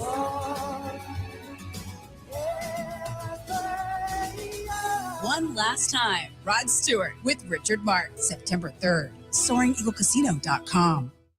Where are you watching the Tigers this year? Superfly Hayes here for Detroit Sports Net. Sign up like the Huge Show did with the Detroit Sports Net Tigers Wings package. Subscription info at tigers.com and MLB.com. Coming up later today at 3 on The Huge Show on the Michigan Sports Network, I'll deliver huge opinions on everything you're talking about.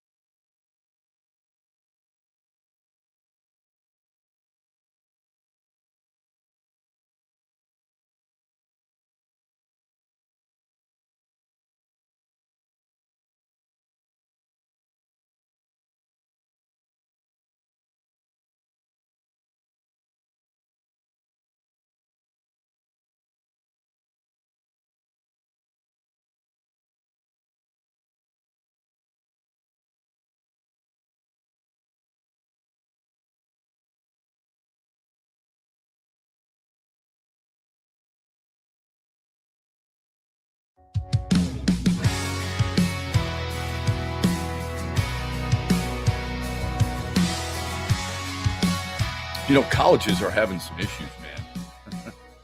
It's been a long time that people have warned American colleges. And think about it, man. I mean, there's some serious issues going on right now. Clemson is, $1.6 billion in debt? Syracuse is going to press the pause button on 93 programs. North Carolina is cutting spending by about $90 million over the next 3 years. Duke, to save about $350 million, let 600 employees go. Indiana public colleges, total, now not just IU, but total, are eliminating or merging combined close to 600 programs. Have you seen the numbers for certain colleges? The number of students that they're getting? You get some MAC schools that are like under 12,000. Yeah, I've known about that going on for a bit. Oh, it hasn't been good. This is a deep-rooted problem. Yeah, it is for sure. The average tuition at public four-year schools went from $3,500 in 2000 to $10,500 in 2023. Think of this for a minute. Yale has more administrators than undergraduate students. Yale's got 5,460 administrators. They have 5,000 undergrads. Does that make sense to you? Not at all. No. Some of these schools, the way they're run, you're like, what the hell is happening here? It's just, it's very odd. Welcome back. X's and Bros Monday through Friday, 6 until 9. If you missed it yesterday, Tigers lose 8-2 to the Guardians. Jose Ramirez continues to kill Detroit, and Framber Valdez continues to disappoint. He went to 5 innings, allowed 5 hits, 4 runs, 4 walks. Tigers have dropped 11 of 13. They're 8 games below the break even, and they're 6 games back of Cleveland. Tarek Skubal did throw off a mound yesterday. Second time that's happened in Detroit as he accelerates the program. That would be great. Tigers are 2-11 since he went on the IL. Canadians win in overtime in Buffalo, 3-2. They advance to the Eastern Conference Finals. They will play Carolina, who's had, I think, 11 days off. San Antonio used double overtime. They beat OKC 122-115. By the way, they played without De'Aaron Fox. Their second leading scorer, San Antonio, won anyway. Whoa. How about that? They rolled out the youngest starting lineup in all-time NBA conference finals history. Shep, you've got to go through the battles before you win a championship. Do you really? Absolutely. Tell that to Victor Wembanyama in San Antonio. That pull-up 3 that he made. Oh, God. By the way, he had 41 points, 24 boards, and 3 blocks. Just a game that's setting the tone for a series that should be just great. There's a reason they call him an alien. He's unreal. He's so effing good. If he stays healthy, it's almost impossible to stop this dude. Seriously. If he stays healthy, he's going to be considered one of the greatest players of all time. Easy. And he's going to be in the conversation as the greatest big man of all time. Who is that? Kareem Abdul-Jabbar, Wilt Chamberlain, Bill Russell, Hakeem Olajuwon, Shaquille O'Neal, right? Who am I missing? In the conversation of all-time great bigs, who am I missing? Give me a name. You can't say Patrick Ewing. No. Who's the guy who should be in that conversation? Tim Duncan's a power forward. Okay. If I'm just talking about centers, Yao Ming, would you consider him? I mean, he was really good. And I don't know if he compares some of the names you brought up. No, I don't think so. Yeah. No. Dikembe Mutombo?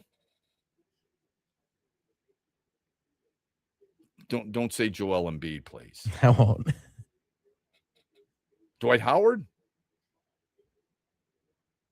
He's better than Robert Parrish, isn't he? He's better than Willis Reed. He's better than Bob McAdoo. He's better than Bill Walton. Never saw George Mikan. How about David Robinson? Would that work for you? I don't think there's any question that if Wemby stays healthy, I mean, it's he's different, man. He's different than anything we've seen. Let me give you the one guy that is playing now that's in that conversation. That's Nikola Jokic. Oh yeah, absolutely. Okay. I mean, no question. Right. So there you go. That's the kind of company that I think he keeps. He was amazing last night. Here's the Mitch Lions Wealth poll question of the day. Besides Cade Cunningham, which Piston is untouchable? Asar Thompson, Ron Holland, Jalen Duren, Isaiah Stewart. Vote as often as you want. Andy has tweeted it out there already. I have retweeted it at XB Mornings. Follow us there on socials.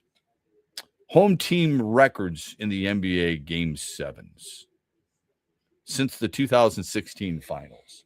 Because everybody says to me, home field matters. Home court matters. Home ice matters. Didn't matter for Buffalo. Didn't matter for the Lions against Washington. I know you're going to go, oh, this is very selective. Not really. I mean, there's a lot of examples. Game 7 since 2016, the home team 14-16. Didn't help the Celtics this year. Didn't help the Pistons this year. Hell, the Sabres lost 3 games at home. All right. Last night didn't help OKC.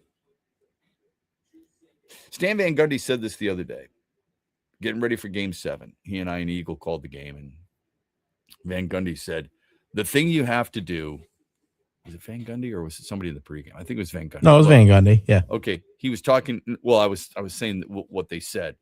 I know Van Gundy called the game. I'm just trying to think if it was he who said it, but in so many words, look, the emotion is going to be great. The roof's going to be blown off. That's not where you win games.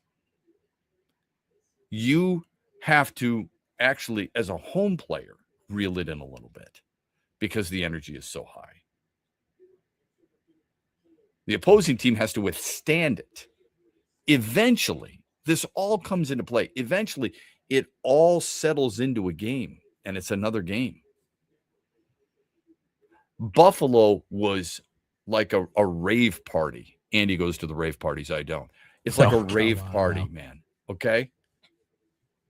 How did the Sabres lose that game? Based on emotion, you never would have thought it. It's OKC. Did you hear how loud that was before Wembanyama pulled up and hit that almost mid-court 3 to force overtime?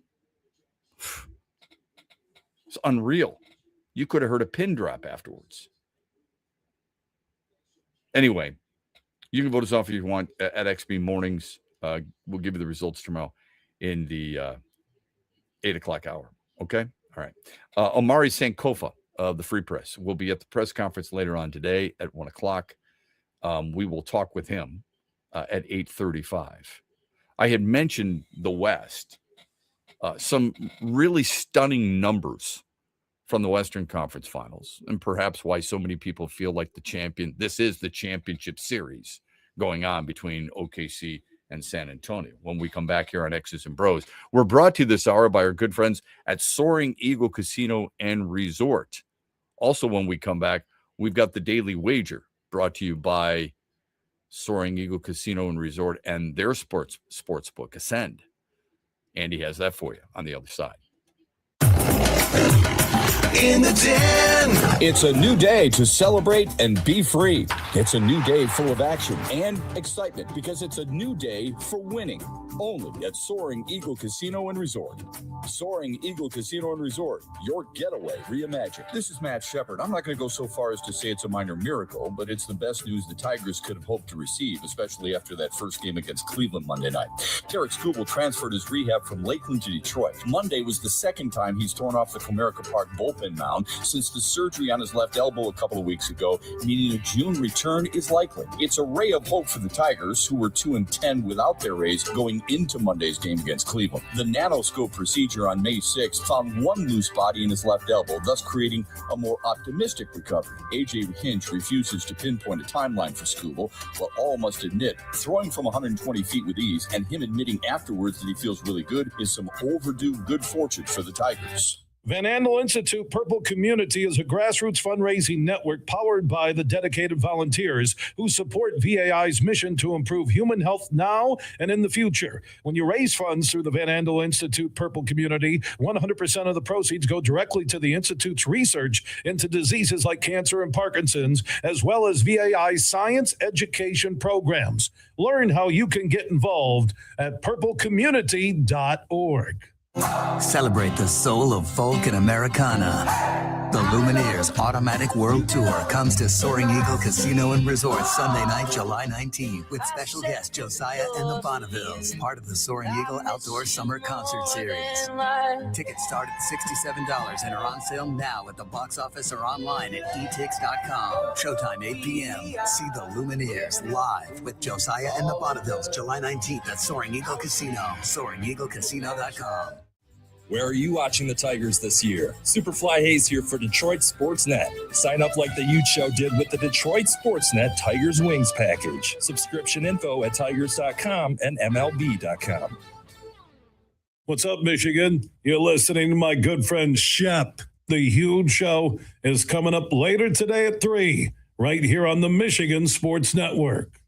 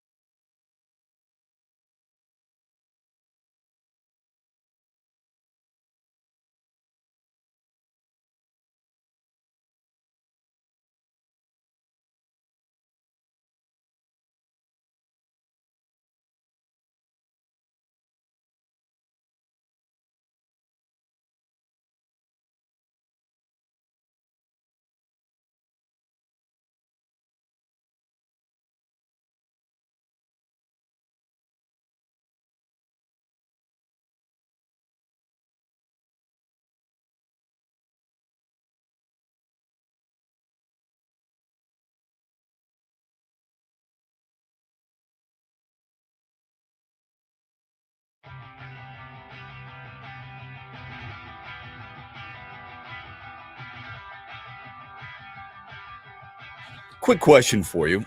And welcome back, X's and Bros, Monday through Friday, 6 until 9. Streaming live on YouTube, X, and Facebook as well, and throughout the state on the Michigan Sports Network.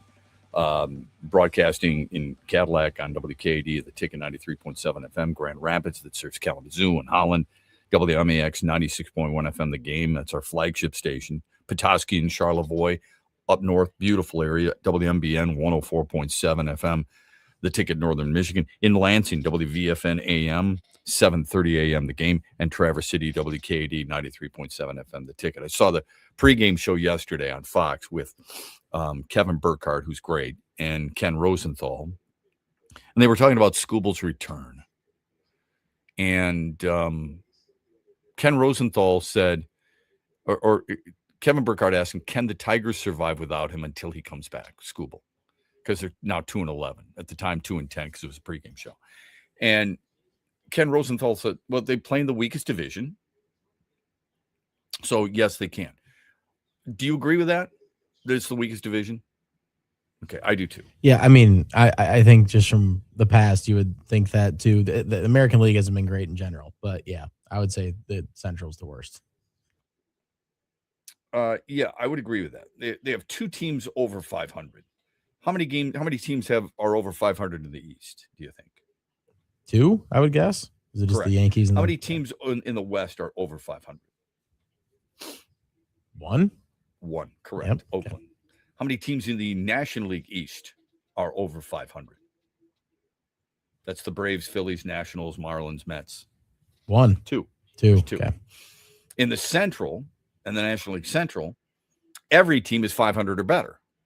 There's your strength, okay? And in the National League West, there are only 2 teams above 500. My point is, there's not a lot of really good teams in Major League Baseball so far this season. Okay, so that's number 1. Number 2, if they say the Tigers can stay afloat because they're in the weakest division, aren't the Tigers part of the reason they're one of the weak divisions? Yeah, right now I can't argue that. That's for okay. sure.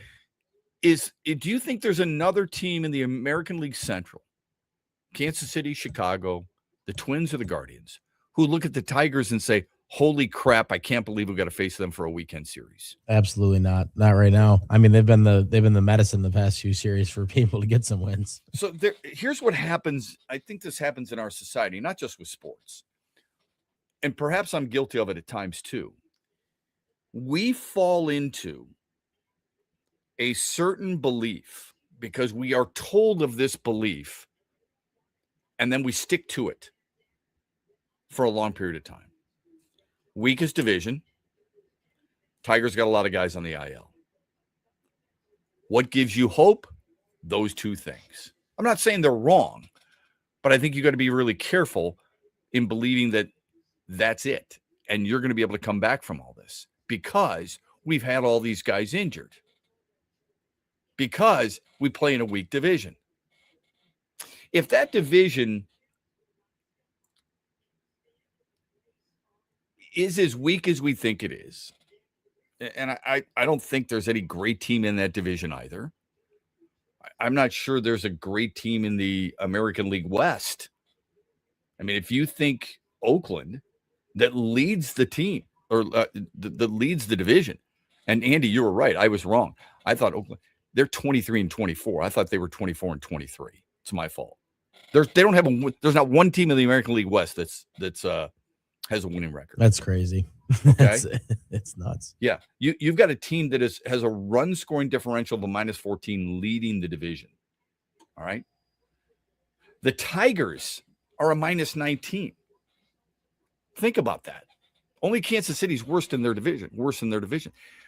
We act like we're high and mighty and we're superior, that we're going to bring back guys who weren't impactful before outside of Scooble, and we're going to suddenly overtake what we consider to be a weak division, even though the players we have make up the weak division.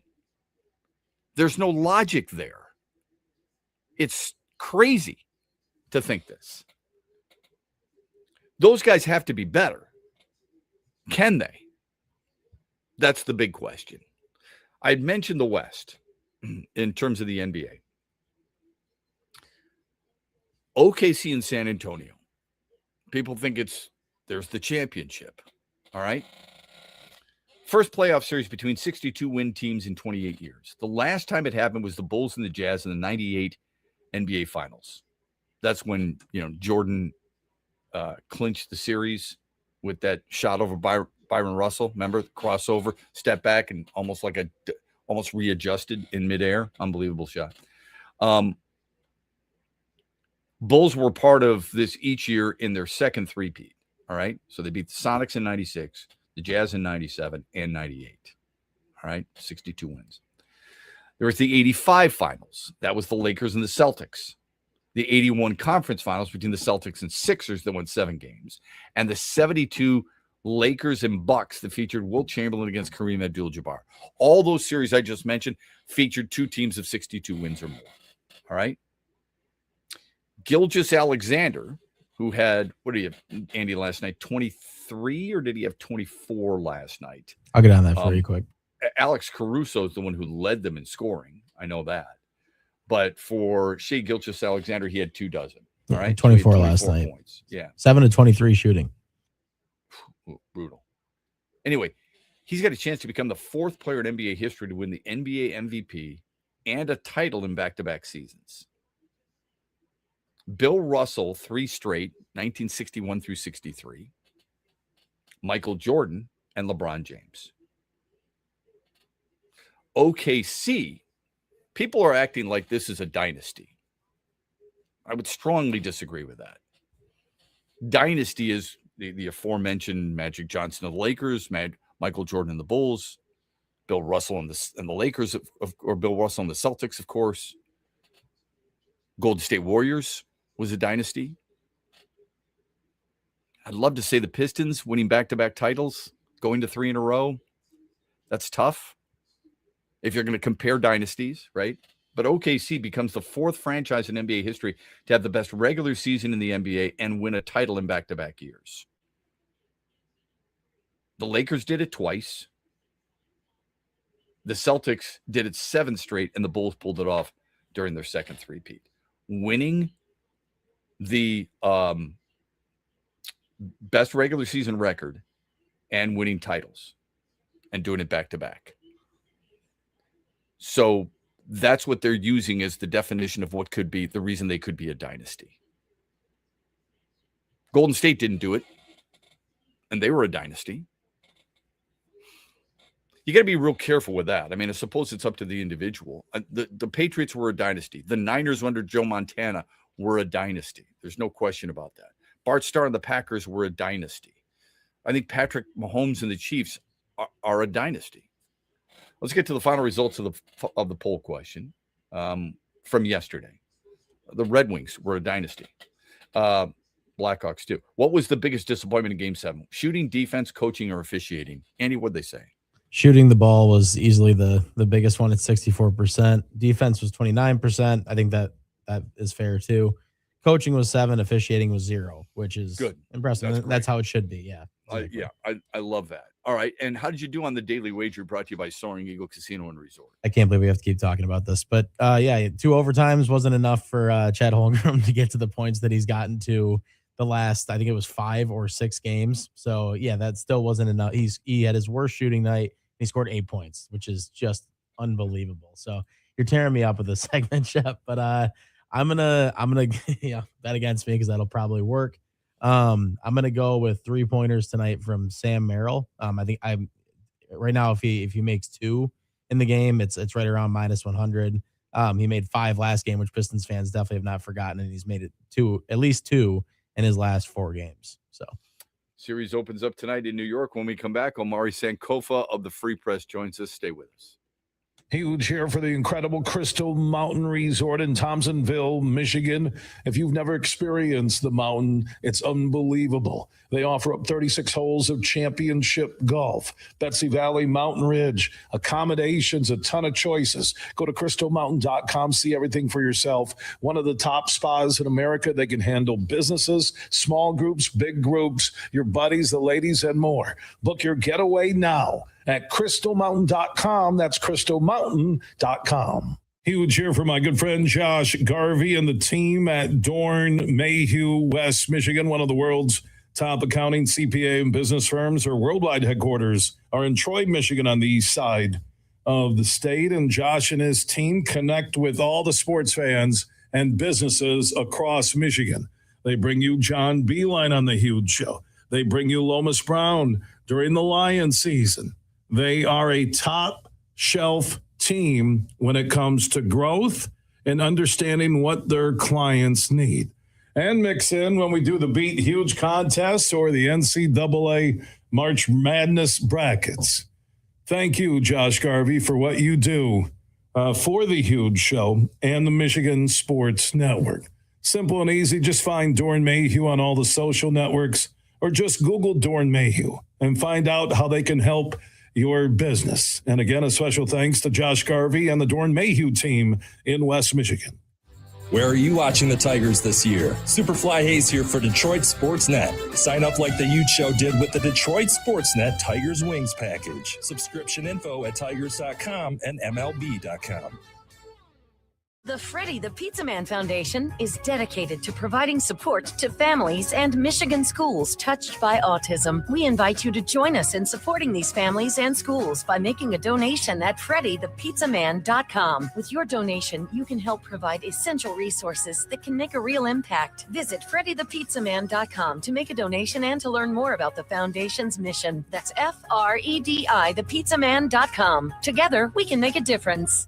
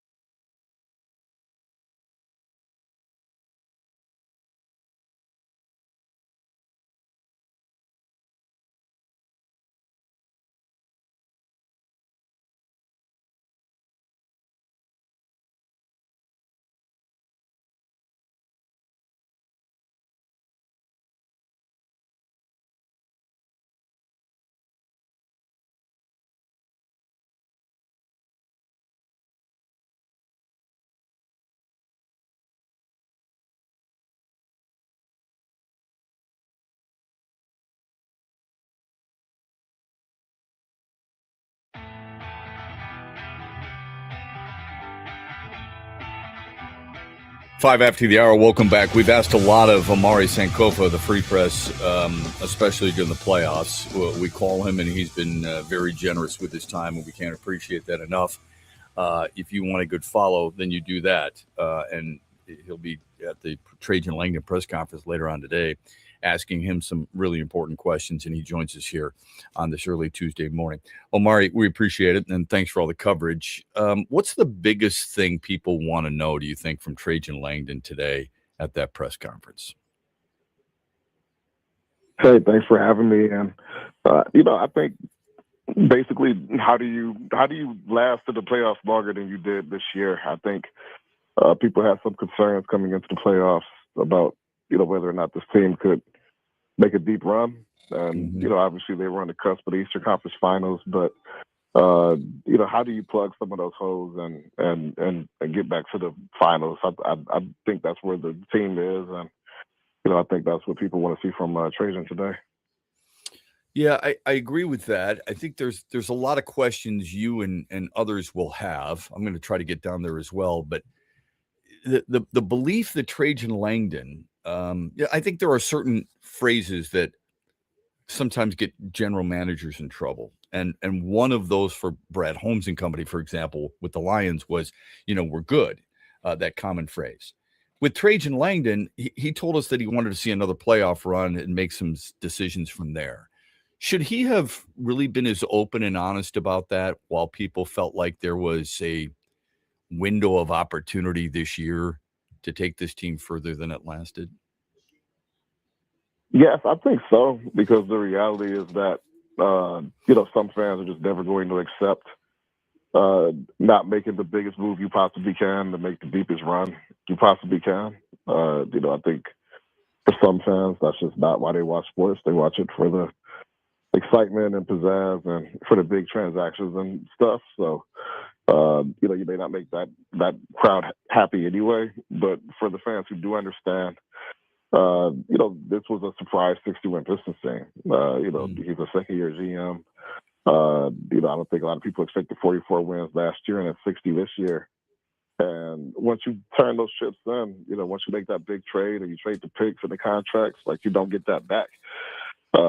So you don't want to do it and go get the wrong person. So I think honesty is good. He said this team hasn't even won a home playoff game. We can't talk about championships. And you look at what they did in the playoffs. I think they, in some ways maybe they exceeded expectations. Maybe in other ways they didn't meet some expectations fans set. But we know exactly what this team is and what they need, and it gives them those data points into the offseason where you still have all your chips in front of you. So I think the reality is that some fans just don't want to hear that, but you still have to be forthcoming and upfront about what your long-term plan is. Social media can be the bane of our existence. You're fully aware of it, because I've seen some of the tweets that you've got into with people, and I give you full marks for that. But there's a lot of people who feel like this was not a 60-win team. They were not a number one seed. They were a fraudulent number one seed, and I push back strongly on that. I think it's a joke. How do you take that away from a team that won 60 games? How do you say that they're not a legitimate one seed because Tyrese Halliburton was hurt during the Indiana season or before the Indiana season and they didn't have him all year long, or Jason Tatum? How are you expected to suggest what this team is or isn't? Because supposedly nobody tries during the regular season, but this team does. That this team accomplished 60 wins, even though it lost a lot of players due to injury. And you can't control what other teams are dealing with. You have to worry about your own business. If they're not a 61 team, and if they're a fraudulent one, like some people suggest, what are they from 2026? I think they were a good team. I think they were a playoff team. I think the reality is that only one team wins a championship every year. Only one team comes out of the East every single year. Yep. And, we saw Wemby put up, 42 and 24 last night. So and 3 people will blocks. say, the East is this and that, but it's not about the East. It's about the entire NBA. So, I think we saw some of these same conversations with the Lions and Tigers as well. And there's just always going to be a class of fan that's like, it's now or never, basically, because the window may close, this or that. I just kind of think that's an anxious way of thinking. But Detroit's also a sports town that's had a lot of winning, and people don't see the future; they only see now. So I think that's just, as a GM, you kind of have to walk those different lines, but also keep the big picture in mind and say, we won 60 games, but again, I don't think people thought they could even win 60 the way that they were built around the trade deadline, and they got to 60 and they still clinched the number one seed and this and that. So they didn't actually need to make a trade to do those things. I think it's just weighing, okay, you can win the East, but can you win a championship? And you need to win. And when you cash your chips in, it has to be to win a championship. It can't just be, oh, we're going to capture the East and then lose to Wemby in 5 or whatever it may be. Yeah, a really good take. Amari Sankofa, the Free Press, joining us. You can follow him on Twitter at Amari Sankofa. He also streams live with a lot of really good content, even though, like us, he runs into some internet problems every once in a while. It's the way it goes, right? I mean, Wi-Fi went out 3 minutes into the stream the other day. You had said earlier, you had written, that Game 7 was a poor reflection of the season, okay? That the Pistons had one of their better seasons in nearly 2 decades. JB Bickerstaff said after the game, and you posted this on social media too, which we greatly appreciate because we use it, that, nothing but positives should be talked about with this team. Do you believe that? Or can you understand why some people believe that expectations change? I don't care what your expectations were coming into the season.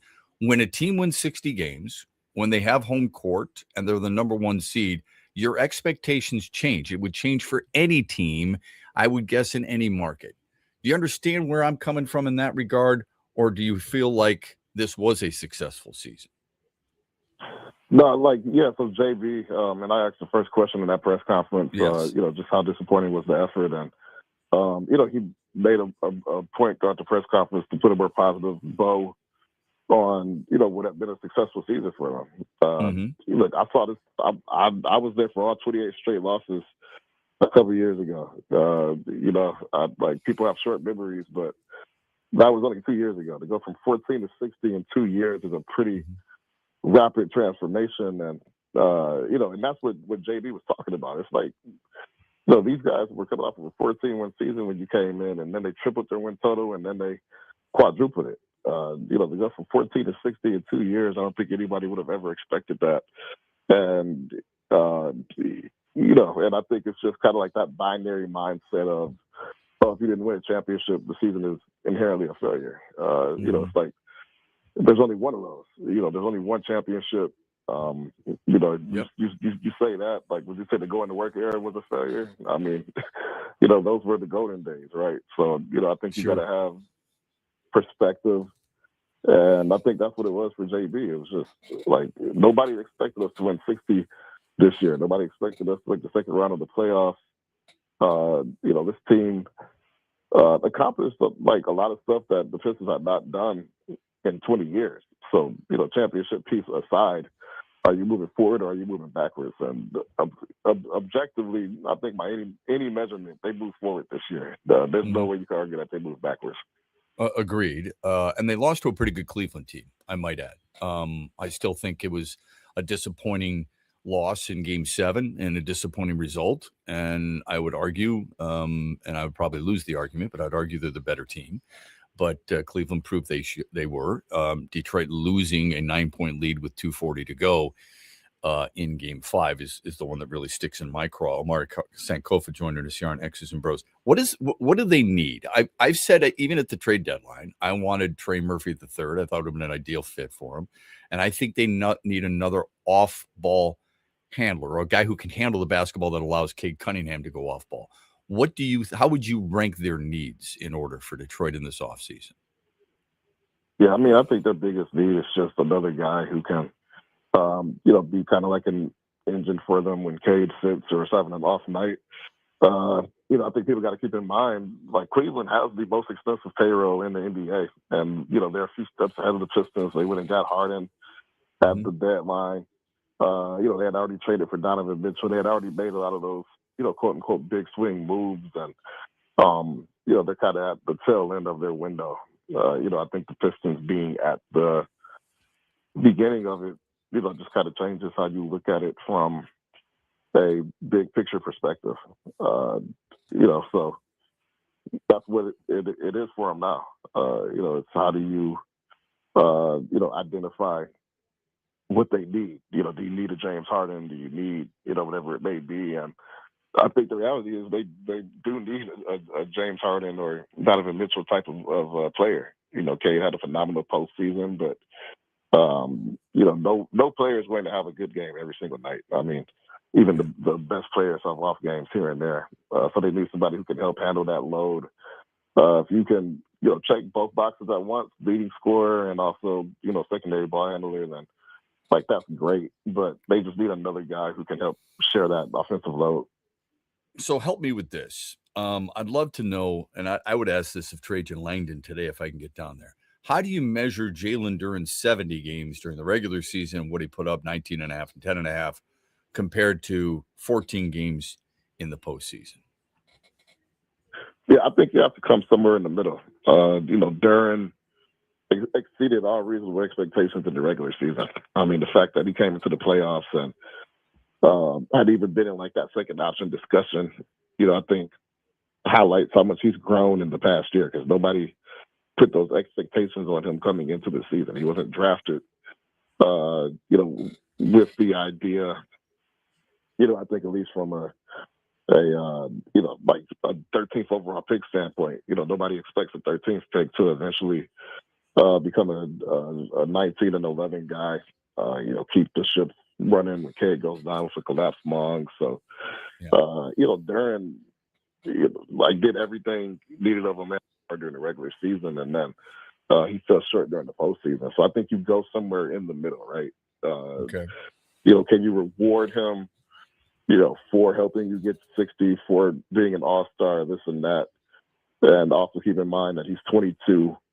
And that maybe he was a victim of his own success and some capacity in the playoffs too, because now suddenly teams understand what you can do in their game plan and to take you out of it. So, I think two things can be true at once.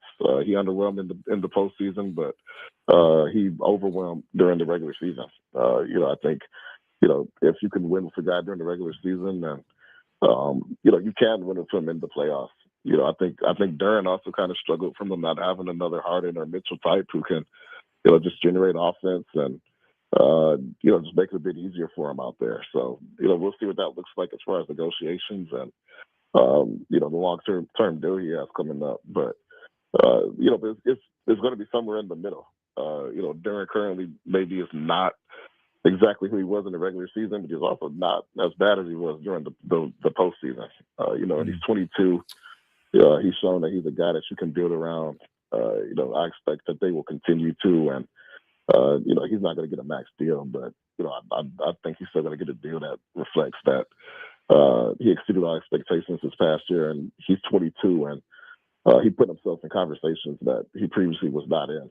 So there's still a lot of positives you could take away, even if it didn't end the way you wanted it to. Who's an untouchable on this team besides Cade Cunningham? Aside Thompson. Outside of Wemby, I just don't know if there's a better defensive player in the league. Kenny Atkinson, Cavs coach, said after that last game, our adjustment was just to not pass the ball near Asar. If Asar's on you, just pass it because he's that disruptive as a defender. He's extension eligible too, but they're just not going to find another Asar in the open market. It's just not going to happen. He was so key to that defensive identity this season that, I feel pretty comfortable saying that just his sheer impact, put him in that second most important player category and untouchable too, because again, nobody's going to give you what he gives you on the defensive end. If you had to guess, how many different faces will you see next year for this team compared to this season? I think we'll see a few. I think they understand that they've got some areas that they've got to upgrade, even just beyond star power, right? You could probably use some more ball handling You can use some more shooting. So last year, I think if they were able to just bring back Schroeder and Bees and some Hardaway, they would have done that. But this year, I don't know if you have any vets who are entrenched in the same way. I will say Duncan. I mean, Duncan was really good in the playoffs. He's good in the regular season. If you lose him, then you've got to replace that shooting because you don't have any other elite shooters. But going down the rest of the roster, I mean, I'm like I could see them bringing in a few guys just to augment what they have and try to increase that ceiling for next year. Whether that's even if you bring back Tobias, who's unrestricted free agent, you still need a long-term four, right? There's still certain holes that you just have to plug. So I think we'll see a few new faces. I like Duncan Robinson coming off the bench.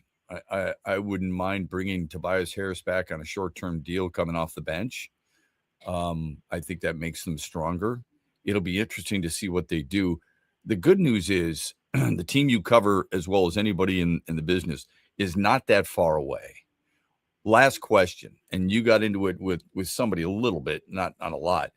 Somebody was complaining about JB Bickerstaff getting an extension, and your comment, I think, was in so many words, it's not our tax-paying dollars, it's Tom Gore's paying the money. The timing might have been a little odd, but it's understandable, right? I mean, you can tell that certain guys got better under his tutelage. Yeah, I mean, they've exceeded expectations 2 years in a row under JB. I mean, I think that's just undeniable, the way that he's clicked with this group. That's not something that you're going to bail on.